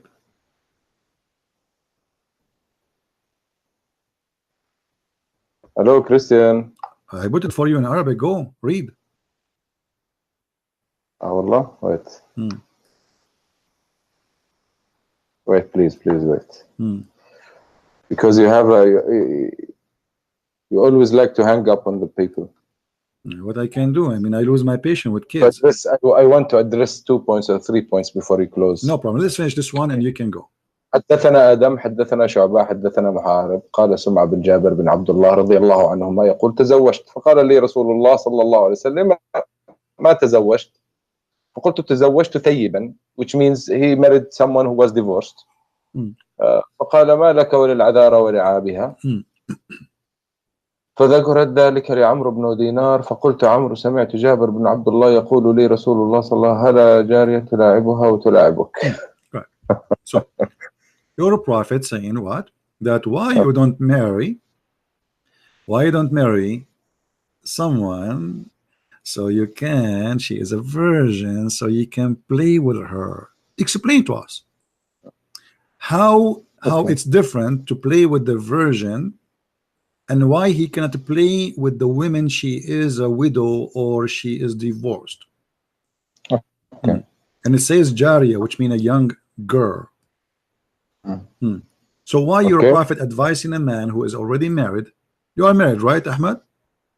I am married. Okay, so imagine you see your prophet, with my respect, your wife, and he says to you, hey Ahmad, did you marry a woman, she is a virgin, or no? You say no, I married a divorced woman. And then he says to you, why Ahmad, why Habibi, why Habibi Ahmad, Habibi, why you don't marry a young girl, Habibi? They are fun, Habibi. We can play with them, Habibi. Let us play with the girls, Habibi. It's good to have a young girl so we can play with her, Habibi. What do you think about that? Okay, Wallahi, Christian, if I come to wherever you are one day, I will offer to be your friend, I swear. No problem. Because you're a funny guy, huh? I agree.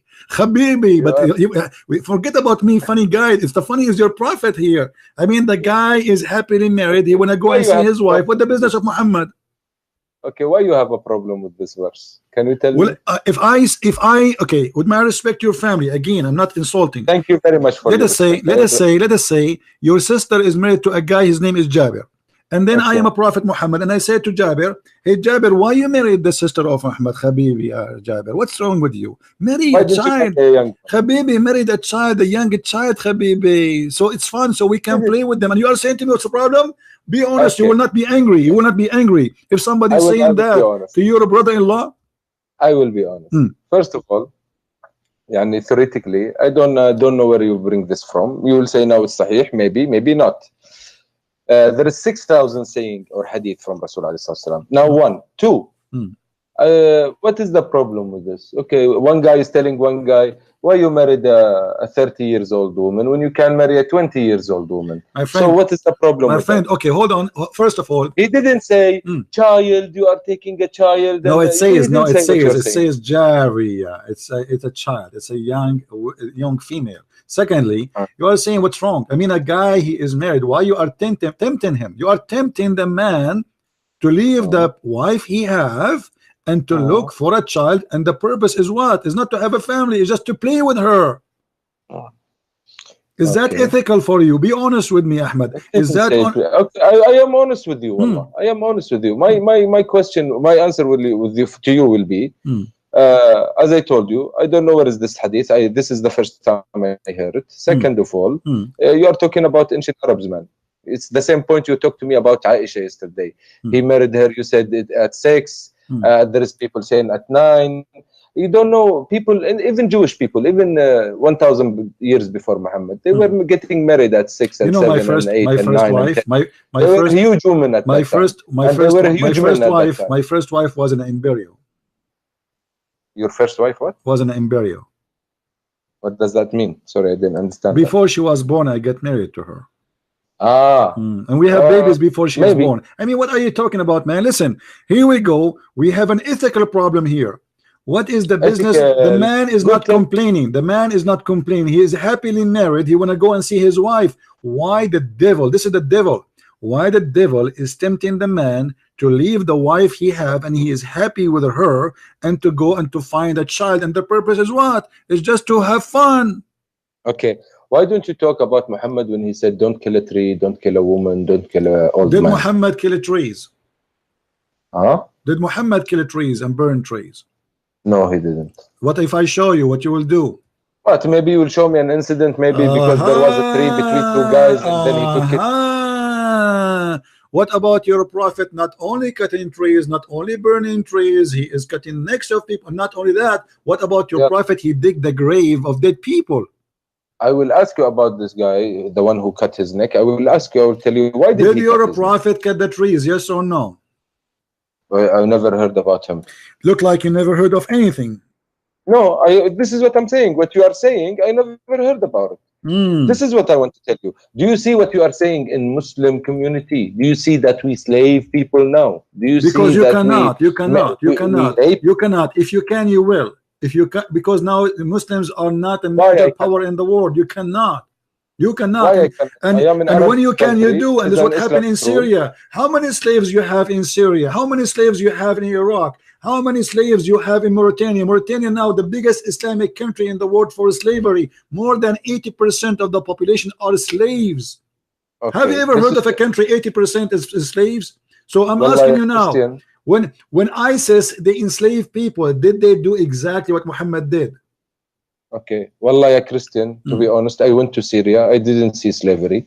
I went to Egypt. I didn't. Where you went? Slavery. Where you went? Did you go to under Islamic rules? I went to Aleppo. I went to Damascus. Of course, before the war. But this is not Islamic. This is not. This is a secular guy. The leader there, the government is secular. If we have an Islamic country, real Islamic country. Wait a minute. If you're saying it's not Islamic, why you just brought it as an example? You said in Syria there is slavery. Well, I was talking about Syria just whatever they establish Islam, you have a slavery. ISIS is a true Islam and they have a slaveries. ISIS are not Muslims. Really? Why? Because first of all, they are not carrying they are carrying American weapons. Thank you very much. You are carrying American weapon too. What country you are from? I am from Yemen. I'm not carrying. Don't you carry American? I can show you right now. You are carrying American weapon. No, okay, yes, even if though we are carrying Russian and American weapons, who are selling this. You Abdul, you cannot make even you can make even a needle, so you have to carry our weapon. You admit now this is not the problem. The problem is. Thank you very much. So you are the only source to get the weapon. So how did ISIS get this weapon? They attacked the Iraqi army, and the Iraqi army, the coward, ran away, and they took all their arms. That's very simple. True. Yes, this is true. Let us say, okay, hold on. Let us say the American, they gave them the weapon, but still they are Islamic and they are fighting for the sake of Allah. Yes. And they are doing exactly to talk about. Thank you very much. This is an intelligent talk now. Okay, let's say American did them give them. Why American would give them? Because they will have agenda. I will not say American in particular. Okay, no problem. Let us say the CIA wanna have an agenda. Okay, but why? But is ISIS Islamic or not? Of course not. We all redeemed them. Okay, let us do this. Let us do this. No, you did not redeem anyone. The one who fought them is not the Muslims. Is the Christians and Yazidi and Kurdish, who they are not Muslims, and the Christians. Well, now listen. This is what you say. Okay, let me ask you. Ask me. Name for me one thing ISIS did your prophet did not do. My prophet did not burn one man alive in a cage. Okay, what if I show you that your prophet, he was even going to burn Muslims for not coming to the mosque on Friday? I will not believe it even if you show me. Even if I show you? Yes. Why? Because I trust my religion. Because my religion message is different than what you are telling me now. It's real. Listen, what you are saying now, Christian, be logical. What you are saying now is a very old argument. Why? Because there is 2 billion or 1.8 billion Muslim now in the world. What you are saying is like my friend, first of all, you Muslims are not even 1 billion. You count everybody live in the Middle East. You Oh, count really? everybody live in Indonesia. You Are count you, everybody. are you, Yes, I know what I'm talking about, and you are not do the you realize, majority. do you realize If that you are talking in front of thousands of people listening to I'm you? talking Anyone in can front go of and thousands of search. people, let me ask you. Let me ask you. Indonesia is the biggest Islamic country in the world, correct? True, true. Do you calculate all the Indonesian as Muslims? No, not all the Now you do. Indonesians. When Maybe, you maybe there is calculate your some Muslims, Christian. I said stop lying. When you calculate, you say okay, Indonesia have the 200 million something. All of them they are Muslim. And the fact this is not true. More than 10 to 15% are Christians, Oh. and there's other Hindus, and there's the other religion. Same as you do in So? all other countries. Same when you calculate Malaysia. So when you calculate Egypt. Very good. So can you tell me please how same this time, 15% are living among the Muslims? How many people in Saudi Arabia are Muslims? How we will know? Because you force everybody to say I'm a Muslim. There's no freedom. So how we will know how many real Muslims are? There's no numbers. There's no Can you way. tell me- Have you ever heard of a country have 0 gays? Country have 0 gays? Mhm. I think so. Yeah, those Islamic countries, right? Yes. So Yeah. that Why? means that our society is straightforward. No, better than us. because your society is society of terrorists.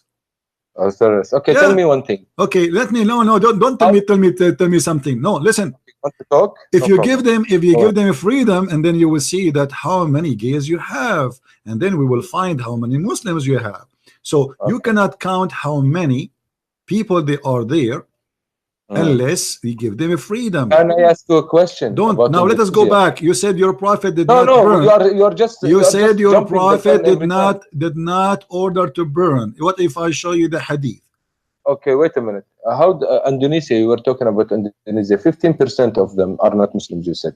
So can you tell me how did this 15% first of all live with the majority of Muslim peacefully? 1%. Because you don't have an Islamic government. Even the Indonesian who you call them Muslim, the majority of them they don't give a damn about Islam. They are Muslim by name. This is the truth. Question. This is the truth. The same as Emirat. Why the Emirat they have Christians there? Because without them you cannot even live. Why? Who is the one who protect all those countries? All those countries are protected either by America, either by England, either by France, either by somebody. So you don't have the upper hand, and this is the problem for you Muslims. Now, how many Muslims left in the earth? I think the number is shrinking. Another question, my friend. Don't change the topic. I want to ask you. I want to ask you. Did your prophet order to burn people? Yes or not? No. Not, but I will answer. I will go with you with this point after you tell me how did the Islam what if I show you Indonesia? now? What if I show you that he did? I will not believe it. Why? Because Muhammad told us, "La yu'adhibu bin nar illa rabbun nar." Nobody can torture with fire except the God of fire. Okay, which is Allah. But he was going to burn people, right? Don't tell me he was going. Did he? Okay, so he was going, but then he said to himself, I should not do that, right? See how you are using your point of arguments. You are the one who no, I'm going with you. You are the one who said to me, that he said, don't do it because this is the punishment of Allah, correct? Yes. Okay, so Muhammad, he did not do it. He changed his mind, but he was going to do it. Yes or no? No, he didn't do it. Yes, he was about to do it. This is the first time I hear it from you. But for me, it's the same because he didn't do it. Did Ali burn people alive? Who's Ali? Ali ibn Abi Talib, karramallahu wajhah? Yes. I don't think so. So now I have to show you the Prophet says so and Ali says so. What do you say if I show Ali, you? No, you're saying he did. He didn't say so. He did burn some people. Yes. This is what you're saying. Yes. Ali, he did. Let us see first your prophet. Ali, of course, Ali is read with me. This is your prophet. This is your prophet. Okay, this is your prophet saying. No, Ali is not a prophet. He's a disciple of Muhammad. He's a cousin of Muhammad. I understand. The prophet in Islam is Allah and Muhammad is your God. We understand that. Now listen, read with me carefully. No. The prophet in Islam intended is Muhammad, hold on. Muhammad said, I intended that I should command a person to load people in a prayer and then burn those person who absent themselves from the Jumu'ah prayer in their houses. Do you see it? Yeah, I see it. Why your prophet? You are saying who said that? You are saying who your said prophet that? Muhammad. This is the da'if hadith. Also, you are bringing da'if. Can you see all your evidence? Okay, it's not da'if. Hadith? It is not da'if. It's strong. Here we go. Allah, okay. So what we will Who do said now? it's strong? You said it's I strong. said so. This is Sahih Muslim. Okay. Anyway, Anyway, the end of the argument, the first word. now we I go. intended. No. So he didn't do it. Okay, Thank you very much. but ISIS, they are right. They are following the Prophet. They have the right to do so. Now let us go. Let us go to Ali. If he didn't Ali, do it, then they haven't the right to do so. What? Logic. If he didn't do it, they don't have the right to do it. So logic. He intended. Are you saying your Prophet was a sinner when he did that? My Prophet was a sinner when he did that. He didn't do it, my friend. He said, I intended that. Okay, let us read I this don't one. know if it's true. Your Prophet, he if it's burned. true, You said to me, your Prophet, he ordered not even to cut a tree or burn a tree. Read with me. Does it this say is he true. burned? This is true. But so Why why he don't you bring this verse why he to is show? burning the trees? Yes, I still stand with my point. My Prophet told us not to kill a woman, not to kill a child, not to kill the That's a old guy, lie, and my not friend. to kill That's a a lie. Your Prophet, he killed a woman, and she is a waraq. She is very old. Her name Murifqa. He cut her to pieces when she was alive. This is khalas. Now, see, without giving me the verse, I will not believe it, because Okay, the let me first give you rule the in verse. killing, Okay, hold on. the first Okay. rule in killing, So you don't kill people to pieces. No, hold on. If I show you that, what you will do? Are you promise me to read it in Arabic and you translate to everybody? Yes, I will translate it for everybody if it's true. Huh? If it's true. So you Muslims are lying about your Prophet? Okay, again, establish your point. You are saying that Muhammad killed someone and he turned him to pieces. This is what you are saying. Yes. Okay. Yalla, show me. Okay, I'm going to get the reference, and here we go.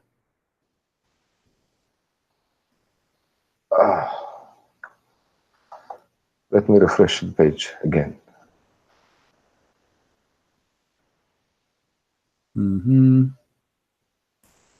My friend, Muhammad told us if we kill someone, we don't let him suffer. How you are telling me he turned her to pieces? How nice. The Prophet, he said, sharp your knife when you kill somebody. I mean, of this is course, very nice. They didn't have gun and electrical chairs and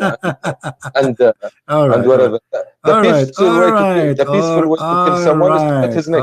Okay, hold on. Okay, here we go. This is the way in Moses' time. This is the way in Jesus' time. Right. Okay, hold on. Let us see. Let me get me the reference. All right.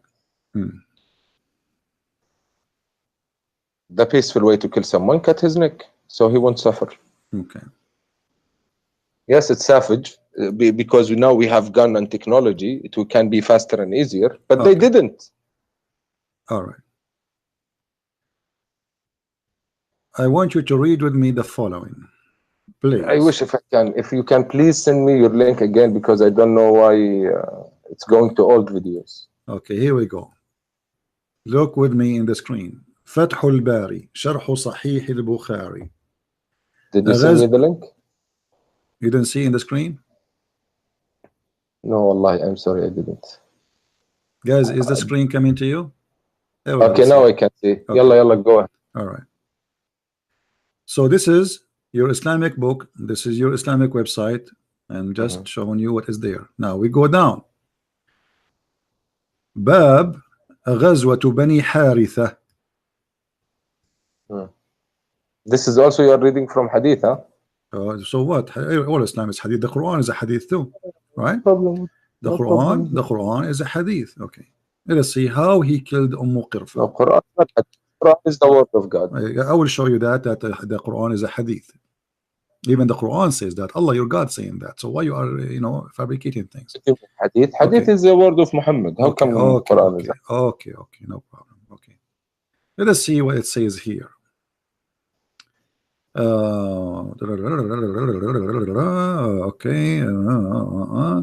And then, listen, well, I want to talk to you about good points. Hold on. Read with me carefully. The last line, please. Here it says. So you are choosing the lines that hold on, I'm not choosing this Islamic books. ربطها في ذنب فرسين وأجراهما فتقطعت وأسر بنتها وكانت جميلة. So he killed. Oh, that's awful. He killed the women by, guys, she is more than 80 years old. He tied her by 2 horses, according to this story here, and he ordered the horses to run in 2 different directions. But this is not Muhammad. This is Muhammad. This is what he said. This is what he said. Don't play games. Don't play games. I'm not playing games. Can you please show me where is Muhammad name in this verse? Point Muhammad. It's talking please. about Muhammad. This is talking Okay, about Muhammad. Amara, here we go. Amara Rasulullah sallallahu alayhi wa sallam, etc., etc., blah, blah, blah, blah, blah, blah, blah. And then he says, and then here is talking how he killed her. La. It didn't say Amra Rasulullah. Please highlight it if you say. Please Okay, highlight. here we go. We can see. Okay, here we go. فجهز النبي صلى الله عليه وسلم فأوقع بهم وقتل أم قرفة. Do you see it? وقتل أم قرفة. Who is the one? I did. I highlighted. You are the one who's playing. Okay, here we go. Do you see it? وقتل أم قرفة. Do you see it? Okay, so your prophet is the one who killed her. فجهزه النبي صلى الله عليه وسلم إليهم فأوقع بهم وقتل أم قرفة بقصر القاف قرفة وسكون الراء بعدها وهي فاطمة بن ربيعة بعد عن زوج مالك بن ربيعة بن حسين وكانت معظم فيها فخربطها في ذنب فرسين وأجراها. Okay, I don't believe that. Really? Okay, so why you are saying ISIS did something your prophet did not do? Because this is not true. Maybe this is ISIS site you are reading from. Maybe. This is ISIS. Maybe. So when we say something is true, what about? No, you didn't prove anything. What do you mean he did not prove anything? You just brought a verse and you made me read it. I read it for you in Arabic. That's it. Okay, it's not from the Quran. I gave you the reference. I gave you the reference. Okay. And then in different story, it says he tied her up between two camels, and that make more sense because camels are more powerful. Where do you see that in Arabic word? Where do you see that we cut people's pieces? Where? I see it every day. Where? Show me. There's thousands of videos. There's thousands of videos, and your prophet cut the necks of people, and he cut their hands. Oh, are you talking about? Let me ask you. Is it halal to put nails in the eyes of a human being? You are picking weird stuff and really. I am asking you, is it halal? You see here the story. Your prophet, he tied her up in two camels and he cut her to pieces. No. Well, this is the book in front of you. Because one word will destroy everything you are saying. لا تشبيه في القتل. We don't. Okay. لا تمثيل. It says here, وهي عجوز كبيرة فقتلها قتلا عنيفا, and she was a very old woman and he killed her in a very violent killing. He tied up ربط بين رجليها حبلا, he tied between to her legs a rope. Then but the line before it, what did it say? Then okay, hold on. Then what? Muhammad gave her لحزن. What? Muhammad فوهبها رسول الله بعد Abdul, ذلك لحزن. this is the daughter. They raped the daughter after they killed the mother. The mother is old. They gave the daughter to Malik ibn Hudayfa. You do not know how to read Arabic, so they killed the family, and now they are raping the daughter. She is beautiful, and now he tied her up between two camels, and he says ثم ربطها بين بعيرين ثم زجرهما فذهبا فقطعاها. Do you see it? I see, yes, I see. Okay, so your prophet, he cut her to pieces. Can I answer? And this is the book of At-Tabaqat al-Kubra li Ibn Sa'd. Good, you said it. It's not the book of Quran. Oh, okay. What if we show you from the Quran? What you would do? Oh, if you show me that we can cut people to pieces. How many pieces we can cut them according to Islam? No one you can cut. How many pieces we can cut them? Just give me the answer. Never. I say 4 pieces. Is that okay? Not okay at all. Okay, let's go to the Quran then. There is only one people you can kill. No, من خلاف. Here we go. من خلاف. What من خلاف mean? 4 pieces. 4 pieces, yes. A second ago you said no. A second ago, it doesn't matter. You said we don't cut pieces, people pieces. You just admitted that you cut people 4 pieces. No, what does it mean? But that doesn't matter. You are the one who said to me, we don't cut people in Islam. The second I said to you, let me go to the Quran, you said, oh, yeah, yes. 4. Yes. We don't do that in Islam. Only one place we can do that. Right, please, right. I would love it when you tell people why. It doesn't matter. You say to me in Islam. No, it matters. You said to me. You have courage. Okay, hold on. No, let's have a courage. Yes, let's have a courage. If somebody kills somebody, do you have the right to cut his hands, his feet, and put nails in his eyes? Yes or no?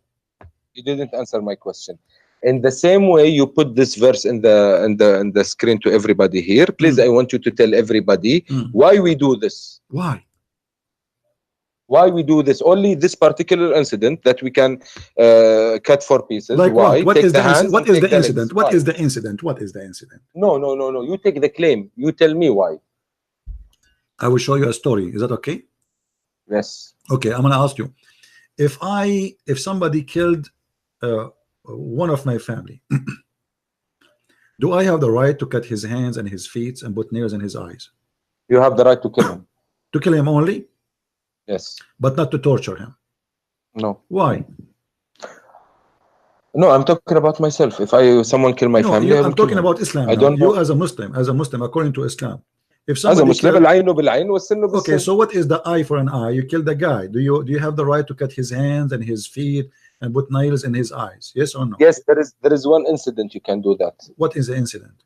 You should tell me now from here. I want you to read it. No, because you know I'm going to show you everybody. something. This is why you are saying, okay, now there's an incident. What is the incident? Tell me. You tell me. You see, because you know I'm going to show you. This is why you are saying, oh, there's an incident. No, show me. But I you do want not you to know show what the me. incident. Please, okay, tell me what the incident. You said there is an incident. We can't do that. Tell me what is that incident. You said you tell me a story and then you did Don't it. make me Because hang maybe up on did you. the I'm story. losing my patience. I am asking you, what is the incident? You as a Muslim, you are allowed to do that. You cut the hands and the feet and put nails in the eyes. Oh, guys, he's gonna hang up. I'm asking you to give me the incident. You said yes, we can do that in an incident. What is the incident? Yes. You Why you anyone telling you? You are the one who tell me. You are the one who told me there's an incident. You are the one who mentioned there's an incident. So I'm saying to you, what is the incident? Yeah.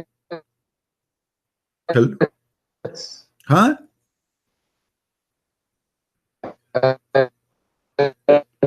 Abdul, your voice is gone. Abdul, if you are chatting with your 4 wives, you can do that in the same time. You cannot chat to your wife in the same time, and 4 mother-in-law. Oh, okay. His voice is gone. I don't know what happened. Call me back, Abdul. There's an incident. You see, he's afraid. He knew I'm going to show him. So now he have to back it up. Okay, so what is the incident you're allowed as a Muslim to put nails in the eyes of a human being? I told him. I told you you're gonna hang up in my face. Because you lost your connection, you idiot. Come on.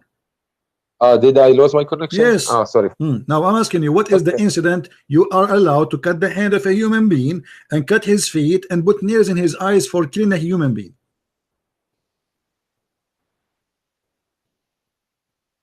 Are you talking to me? No, I'm talking to your neighbor. Okay. No, my friend, you didn't answer me. This is the question that you brought, and now I want you to tell everyone, why do we cut 4 pieces? Why? You tell me. Why you cut 4 pieces? Tell us. Go. I'm listening. No, you tell me. Go ahead. You are the Muslim. I'm not a Muslim. I don't know. I forget. It was a long time ago when I studied it. Can you please? Because this is a religion of no mercy and filthy and torture, and Muhammad is copying a punishment from the Roman. Yet he claimed that this is a punishment from God. This is a Roman punishment, and Muhammad is a copy paste. He like it. He loved torture. He enjoy it. When you say he loved torture, I ask you, you don't want to answer. If a man he killed somebody from your family, God forbid, do you bring him and you cut his hands and his feet and you put nails in his eyes, or you just kill him? It's the both. So what? You both what? You put nails in his eyes? If someone comes to my family, I fucking tell him. Don't use a bad language. You don't want to know. But this is according to Islam. You put nails in his eyes. No, I don't say anything about nails in his eyes. But even if you it cut happens, his hands. So what? It's death, it's okay. Death. So you kill him or you torture him? No, I kill him. No torture in Islam. So but there is one are you rejecting? What so are you? Okay, I'm asking you: is torture approved in Islam? Yes or no? No. One incident that I forgot what it is. I told you, please educate me, and you are refusing to educate me. Show me. Show me. Silence me. Yes, show me. Silence me, because I can see the verse in front of you, but you are hiding the Arabic one. I want you to show me the Arabic one and educate me, please. Okay, read this story. Yalla. People, they killed a shepherd, and your prophet, he brought them, and he cut their hands and their feet, and he gagged their eyes. Why? You said ISIS are not Muslims. This is exactly what ISIS do. No. He cut their feet and their hands, and he gagged their eyes. Okay. Okay. Let me talk. Mm. Okay. Mm. In Islam, Yeah. the punishment for stealing is cut hand, right? Mm. And there is another type of stealing, قاطع الطريق. The people who Doesn't stop matter. people Doesn't in the matter. street. Somebody he killed. Somebody still killed. Okay. Why you are cutting all his Okay. hands and why you are gagging his eyes? Those guys they did not steal. They steal and they killed. Okay. So now they killed the guy. And by the way, they did not steal. They took their own camels because they converted to Islam. And Muhammad he told them, let your camel here. Let your camel with those people. And even if they stole, okay, let us say somebody he stole. All right. خلاص stole, we cut his hand. Okay, cut his hand. But why he is gagging their eyes? I don't know anything about gagging. And why he's cutting their feet? And why he is cutting their feet?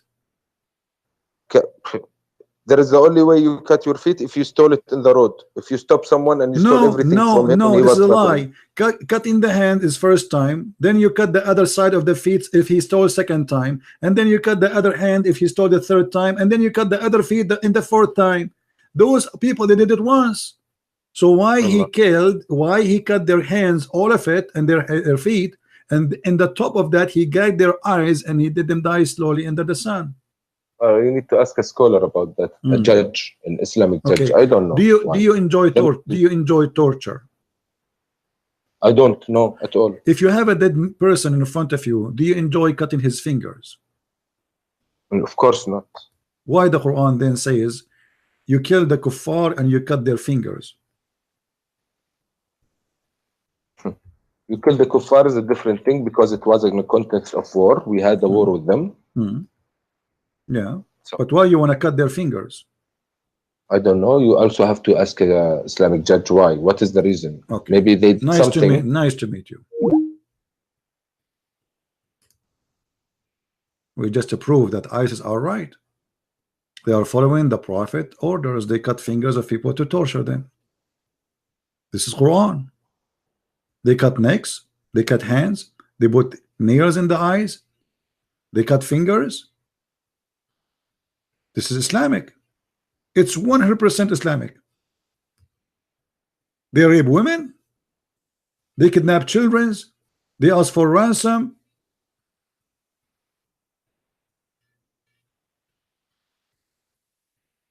This is the truth. ISIS, not only they are Islamic, they are the only true Islamic people exist in this earth. And all the Muslims, they knew that. But what's happening, no Muslim really these days is a real Muslim. They don't want to be this garbage. I mean, they are Muslim by name. They are forced to be Muslims. This is why you see some stupid who claim to be Christians, like a guy, his name is James White. He says, if ISIS are Muslims, why they are killing Muslims? Why? Because Muhammad said so. Muhammad, he said, if they don't pray as we pray, if they don't slaughter as we slaughter, if they don't live as we order them to live, we kill them.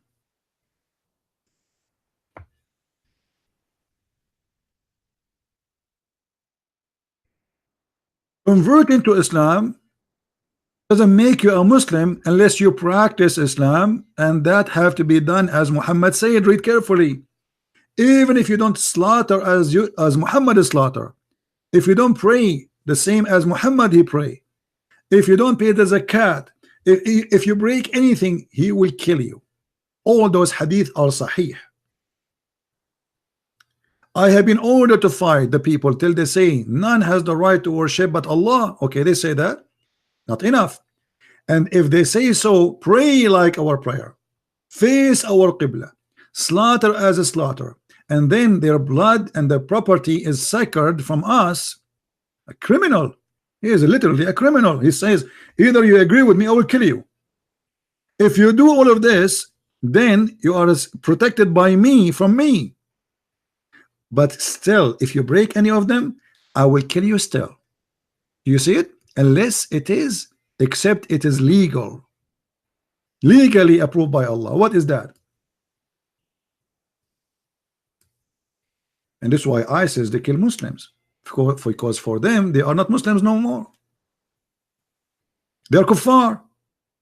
If you take the Christians and the Jews as a friends, you are a kafir. Chapter 5, verse number 51.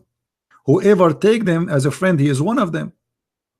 So if you are a Muslim and you invited the Christians or Jews, or you have relationship with the American or French or etc., you are a kafir and should be killed according to Islam. And this is the truth. Whoever take them as a friend, he is one of them. How many Muslims live in the West, they say to you, you are my friend? All of them they do. But in reality, a Muslim is not allowed to do that. And if he mean it, he is not a Muslim.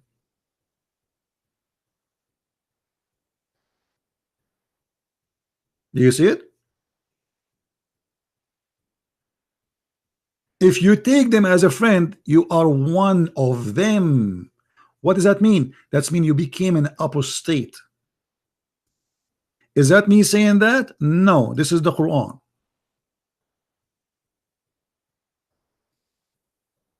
If you go to Emirat, they say we are friend to the Christians. You go to Saudi Arabia, we are friend to the American. But the Quran says if you are a friend of them, you are one of them. There's a solution for this. You as a Muslim, you can lie and say I am your friend as long you don't mean it. If we go in the Quran to chapter 3 verse number 28, and again we don't show our own interpretation, we show their own interpretation, the scholars, and this is Quran. It says that you cannot take the Christians and the Jews as a friends unless you are lying to them, which means you don't mean it.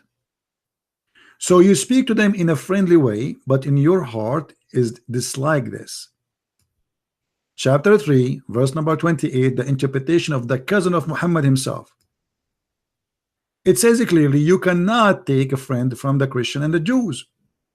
And he who is sincere, which means who does that, he take him as a friend, seeking might and honor by taking the hypocrite and disbelievers as a friend, he has no connection with Allah. That's it. He's an apostate. He has no honor, which means the Muslim can rape his women, his wife, his daughter. No mercy, no protection from Allah, which means Muslims can kill him and take his money. Unless, do you see the unless? Unless what? Unless you do that, yet you guard yourself against them, which means you are lying to them. Save yourself from them. Taking as it were security, taqiyya. Saving yourself from them by speaking in a friendly way toward them while your heart dislike this. Do you see it? So for those who they are naive, stupid ones who keep saying to me, I have a Muslim friend, I have a Muslim friend, and I have a Muslim friend. There's one of two solutions. Either he is a Muslim by name, he don't believe in Islam, he don't care, or he is a real Muslim and he believe in this. He is lying to you.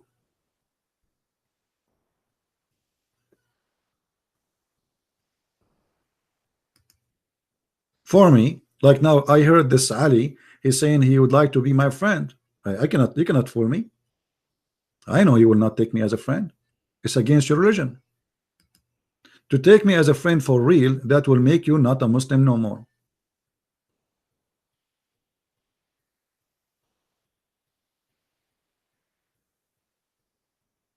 You can say you are my friend, but you cannot mean it. Speaking to them in a friendly way. I mean, do you see the devil talking here? Can't you sense the devil speaking, please? Isn't it this is devilish? The funny, they call us hypocrite when Islam teach hypocrisy. It is a religion of hypocrisy. They say to you, you are our friend.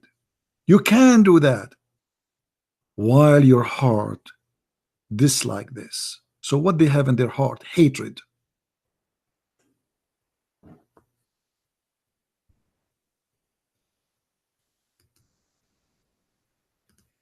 Have you ever heard of a filthy religion more than this?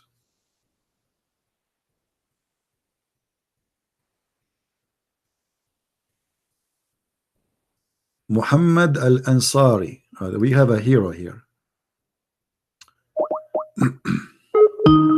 Answer Ansari.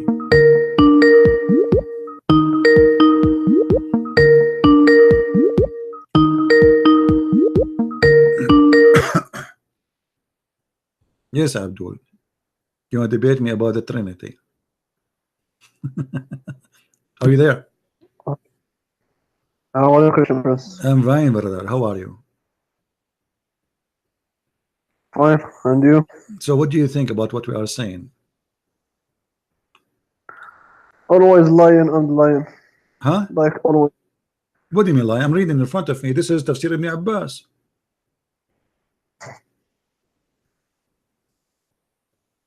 So what is your point? Here we go again. What's your point? What kind of This God is- he says to this you? is You the can say to me, point. you can say to me, you are my friend, but in your heart you hate me and you are dislike this. What kind of God? Your God is Satan. This has nothing to do with a normal friend. Mhm. Awliya Mhm. in the Arabic, it means you cannot take it as a higher religion. Higher religion? What does Some- have friend? What does have to do with religion? You want to take me as a friend? I want to take you as a friend. What religion have to do here? No, my friend. Okay, Wali, hold on. إنما Okay. وليكم الله. Okay, what awliya mean? What awliya mean? Awliya, it means someone who it teach you the religion. It is the high authority of the Awliya religion. is somebody Wali. teaching your religion? Really? High, yes. Okay, can you show me one translation agree with you that awliya mean the one who teach your religion? I will show you a verse. إنما وليكم الله. Yeah, the one who is in Yes. charge. The wali have many meaning, no problem. Yeah. So Allah is Allah your friend? Is this what it means? no. You see, Mm. the wali. Okay. It has it is the one. But wali, so this verse has. but wali, it doesn't talk hold on. about the normal friend. No. Wali is the one who protect you, correct? In this case. The one who is the chief I don't hear you. authority of What wali mean? In this case, Wali? وَإِنَّمَا وَلِيُّكُمُ اللَّهُ. What وَلِيُّكُمُ اللَّهُ mean? it is the one who give you the teaching of religion. Really? This what it's mean? I Yes. thought it's mean protection. You have the two meanings. So which Protection one? and Okay, the- no, at the no, same tell me, time, no, it is no, it's not no. Waliyakum. Okay, hold on. You know what? Here we go. We have the verses in front of us. Can you show me one interpretation agree with you? That it's about somebody want to teach you his religion, as you said. Can you show me somebody says that? Or you are fabricating your own? This is Ibn Abbas, the cousin of your prophet. Why he's lying? What about we show you Ibn Kathir? What we show you Al-Qurtubi? What we show you Al-Jalalain? What we show you? I mean, why you are lying? Who is the scholar who says that to you? This is not about having a friend.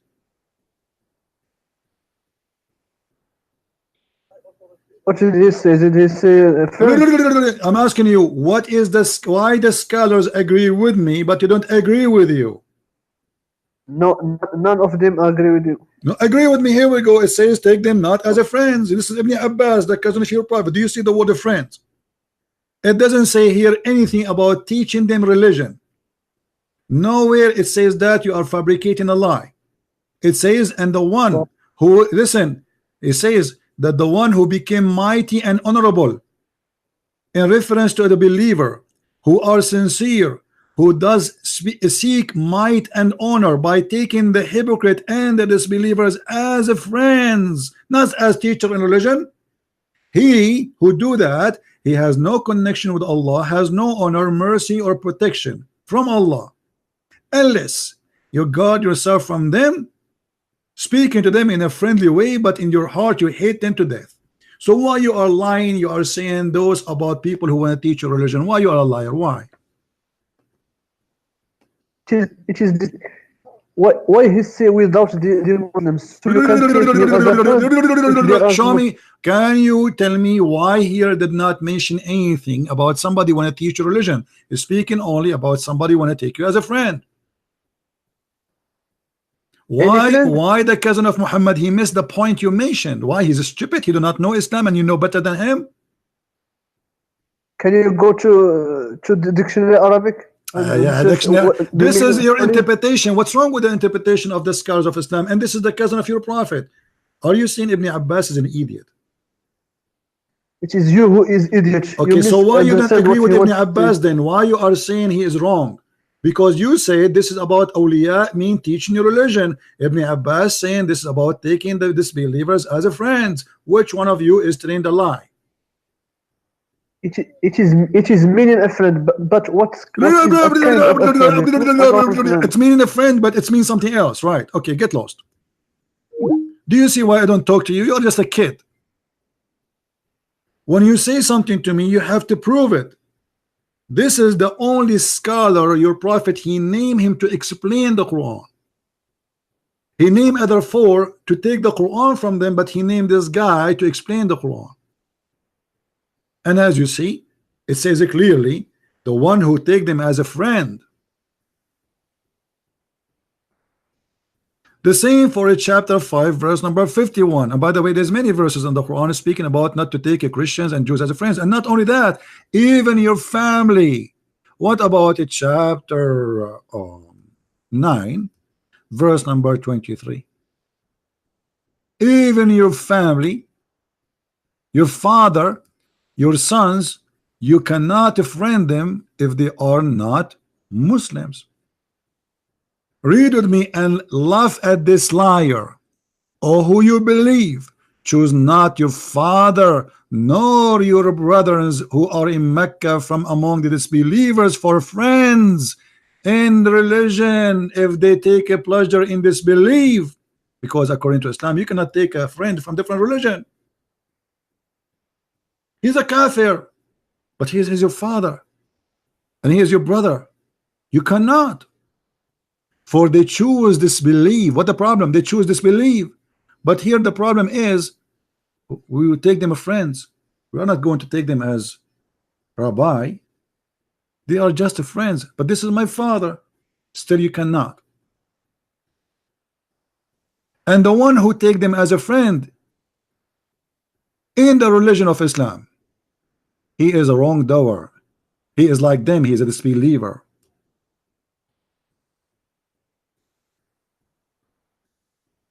We go to Al-Jalalain. The following verse was revealed regarding those who refrained. Do you see it? Just refriending them. Just because you're a friend, your family, you are not a Muslim no more. But those are your father and your brother and your sisters. You cannot.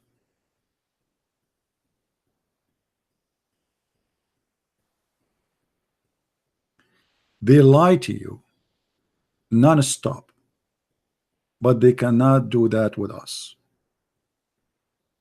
Here we do not debate Muslims, we do barbecue.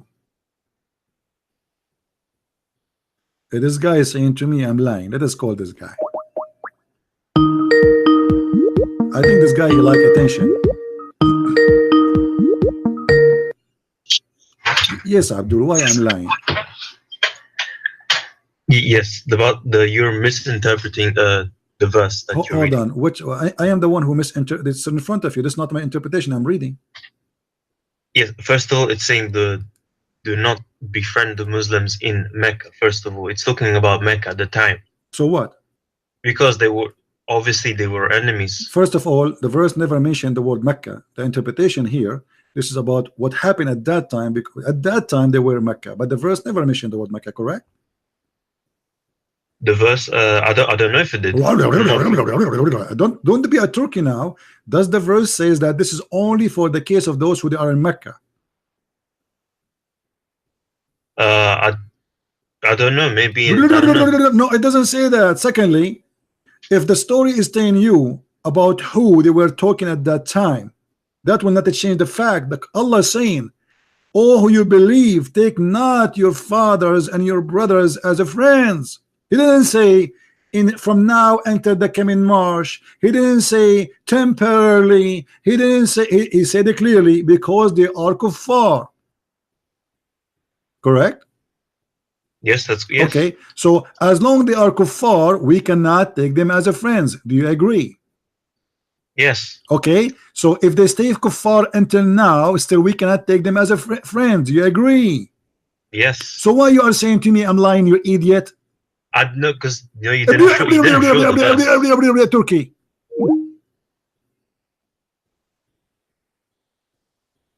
So what the problem? They are kuffar, not because they are in Mecca, you idiot.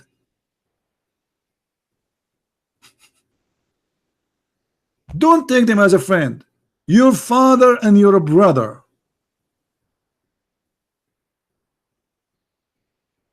It doesn't talk about Mecca, it doesn't talk about, but for sure it happened in a certain time where people live in a certain place. But doesn't change the fact that this is an order you have to obey until Judgment Day.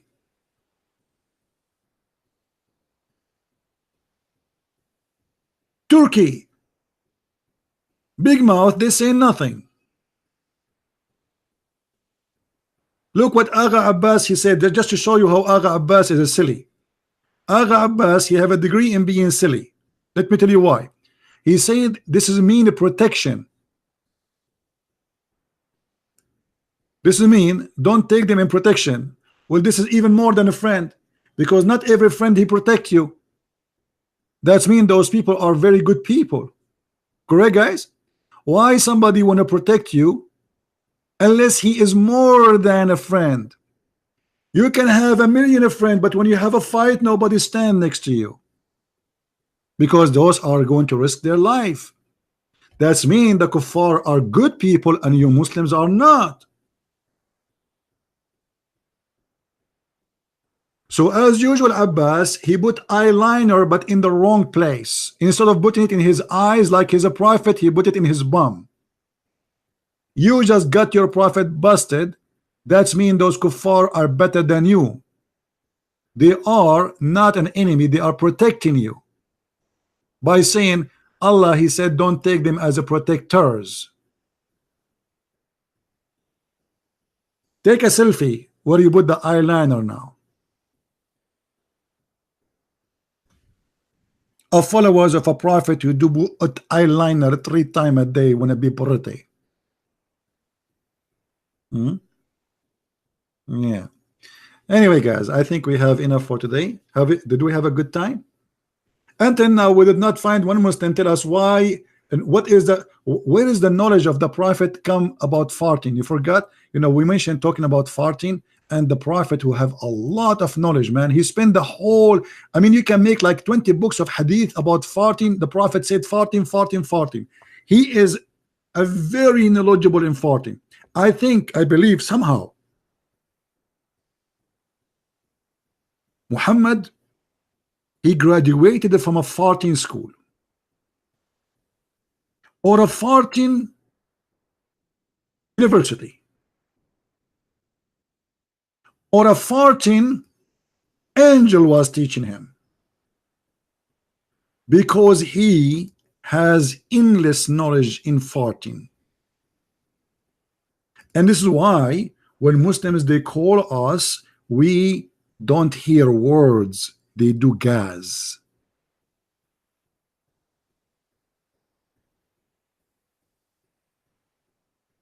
I never heard of a prophet he have too much knowledge of farting.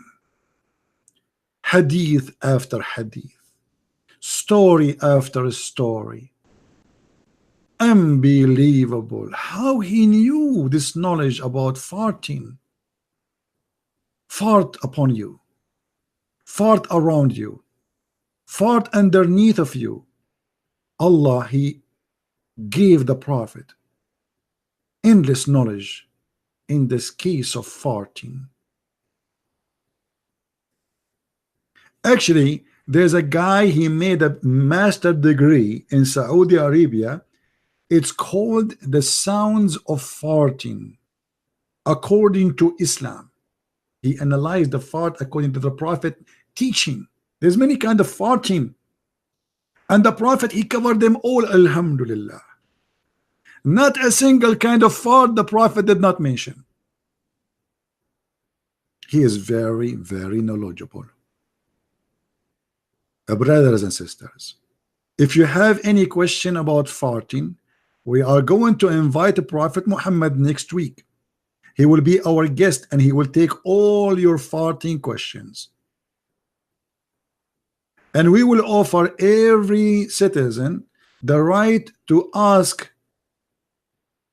the scholar and the prophet of farting. Hey, Muhammad, everybody see who is the chicken, you idiot. You know, and we show in the screen the proof and the reference, and you say to me, doesn't say that, doesn't say that. Hey, go, get lost. Speak yourself. For us, everybody see that when Christian Prince he says something, he prove it from your books, not his books, not from a Christian books, and your translation. Brother, let us say the prayer for Allah so shaitan he start farting.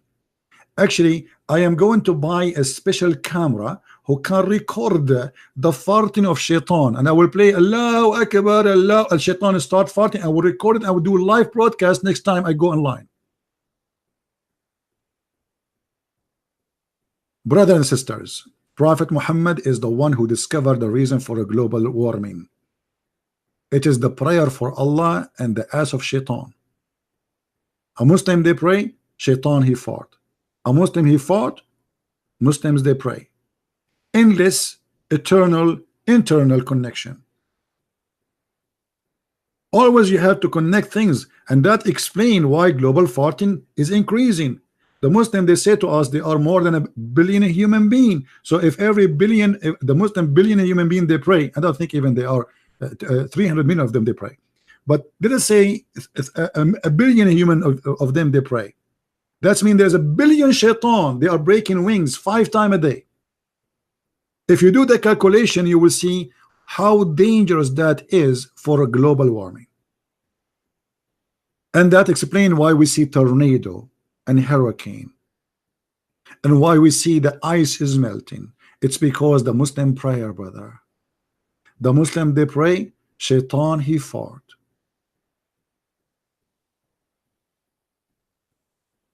It is amazing and so beautiful knowledge. If the Prophet Muhammad was exist today, he will get the Nobel Prize of farting knowledge. You see, they have like a physics, they have a chemistry, they have mathematics. Muhammad, he will have the privilege of having the Nobel Prize of farting, and nobody can beat him in that.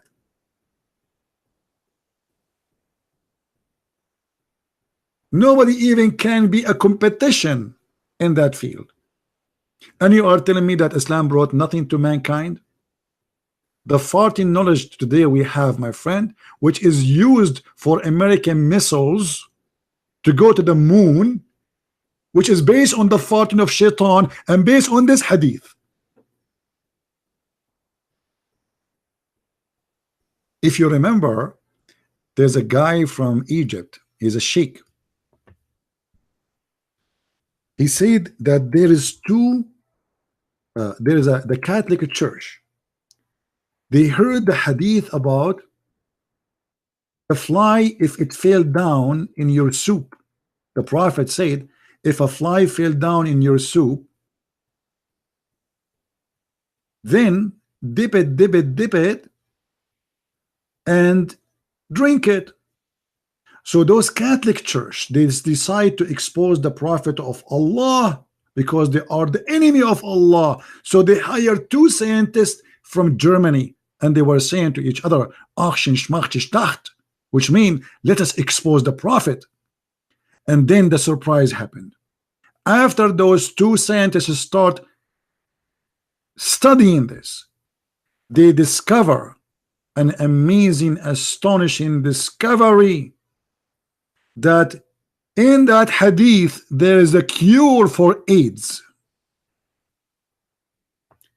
And then they told the Catholic Church, don't tell anyone. They told them that the Catholic Church, they told them, please, scientists, don't tell anyone, because if you say the truth, people will convert to Islam.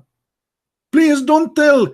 Those Catholic, they hired those 2 scientists to prove Muhammad to be wrong. And look what happened, brother. Look what happened. They discovered that this is a very scientific. And the video is on YouTube. You can search it. And not only that, the guy, he said in the video, and the German and those people, they sold their secret to a German company. It's called Bayer. And now they are selling each bill for AIDS for $500. And this is a cure made from the hadith of the Prophet. The brothers and sisters, the Prophet have a lot of secrets. He knew about the all what happened. Muhammad, the fly fell down in his soup, and he's a savage man. And people, they were wondering what kind of a man he is.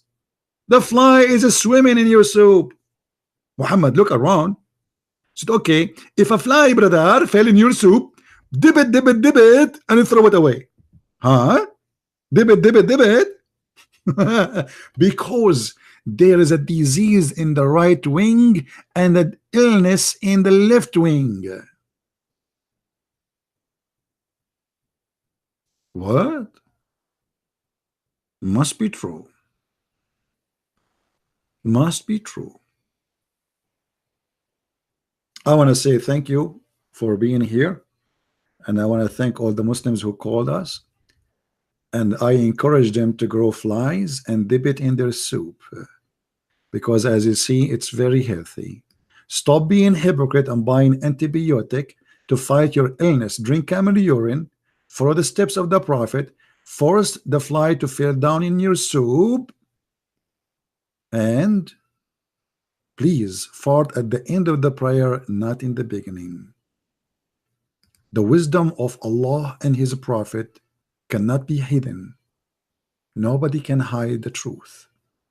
He knew it, and you know it, and all of us, we knew it, that the Prophet must be a true message who will educate it about the fly and farting and pissing. As an example, the Prophet, he said, if you piss, shake your penis 3 times. How he knew that 3 times is the limit. I know many stories of men, after they piss, they shake it 4 times, and do you know what happened? It broke. It came out. And now they are suffering the consequence of shaking their penis 4 times. 3 times. Don't do it 4. The Prophet, he knew what he's talking about. It is God talking. You like it, you don't like it, the truth hurt. The Prophet is amazing. Do you think I'm joking about Muhammad says shake it 3 times? Yes. Let me see if I can find the hadith. Don't what are you let us see if we can find the hadith. Let's find it in English.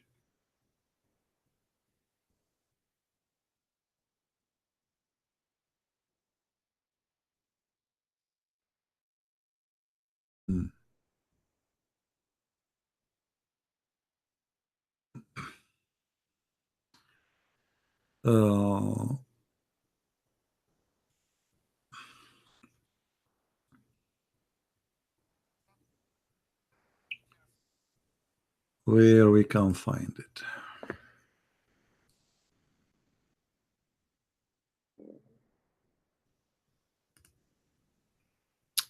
All right.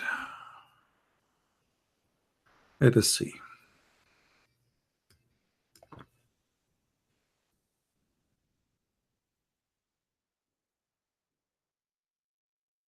Okay, hold on.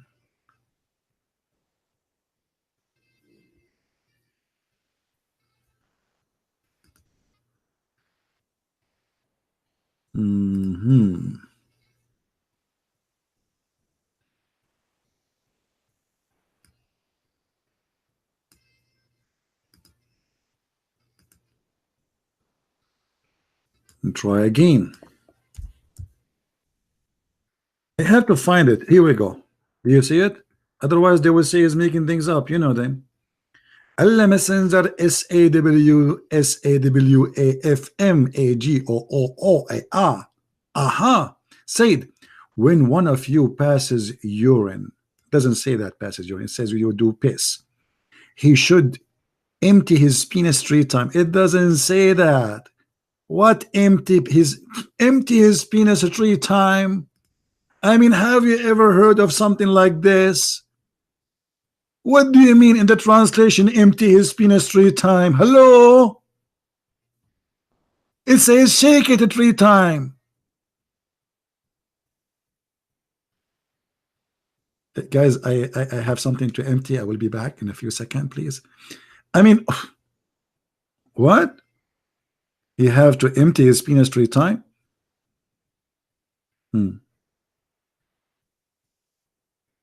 Yeah.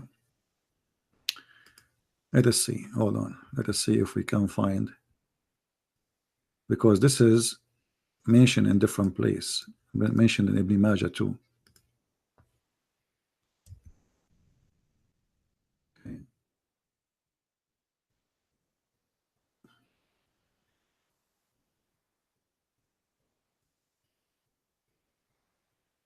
Here, this is another. You see, the Prophet, he have a PhD in things.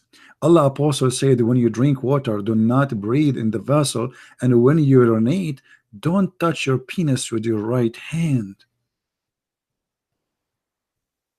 Don't use your right hand. Here. Okay, let us see. All of this is about penises and garbage and shit. Okay. All of this. Here we go. See here the translation, how it changed in a miraculous way. In the other translator, he said, empty his penis. Here it says something else. He said, let him squeeze his penis 3 times. What do you mean squeeze? Are we milking? I mean, those Muslim translation, they do not know what to do with Muhammad. How funny it is. Squeeze, your prophet saying to you, squeeze your penis 3 times? I mean, do you know even what penis is? How you can squeeze your penis? What are you talking about? You squeeze. Whoop, whoop, whoop, whoop. You anyway, let it go. Let it go. Let it go. I don't know how many Muslims is squeezing things now, but I hope not too many. But as you see, the Prophet, he have extreme knowledge, and we have to admit he knows what he is talking about.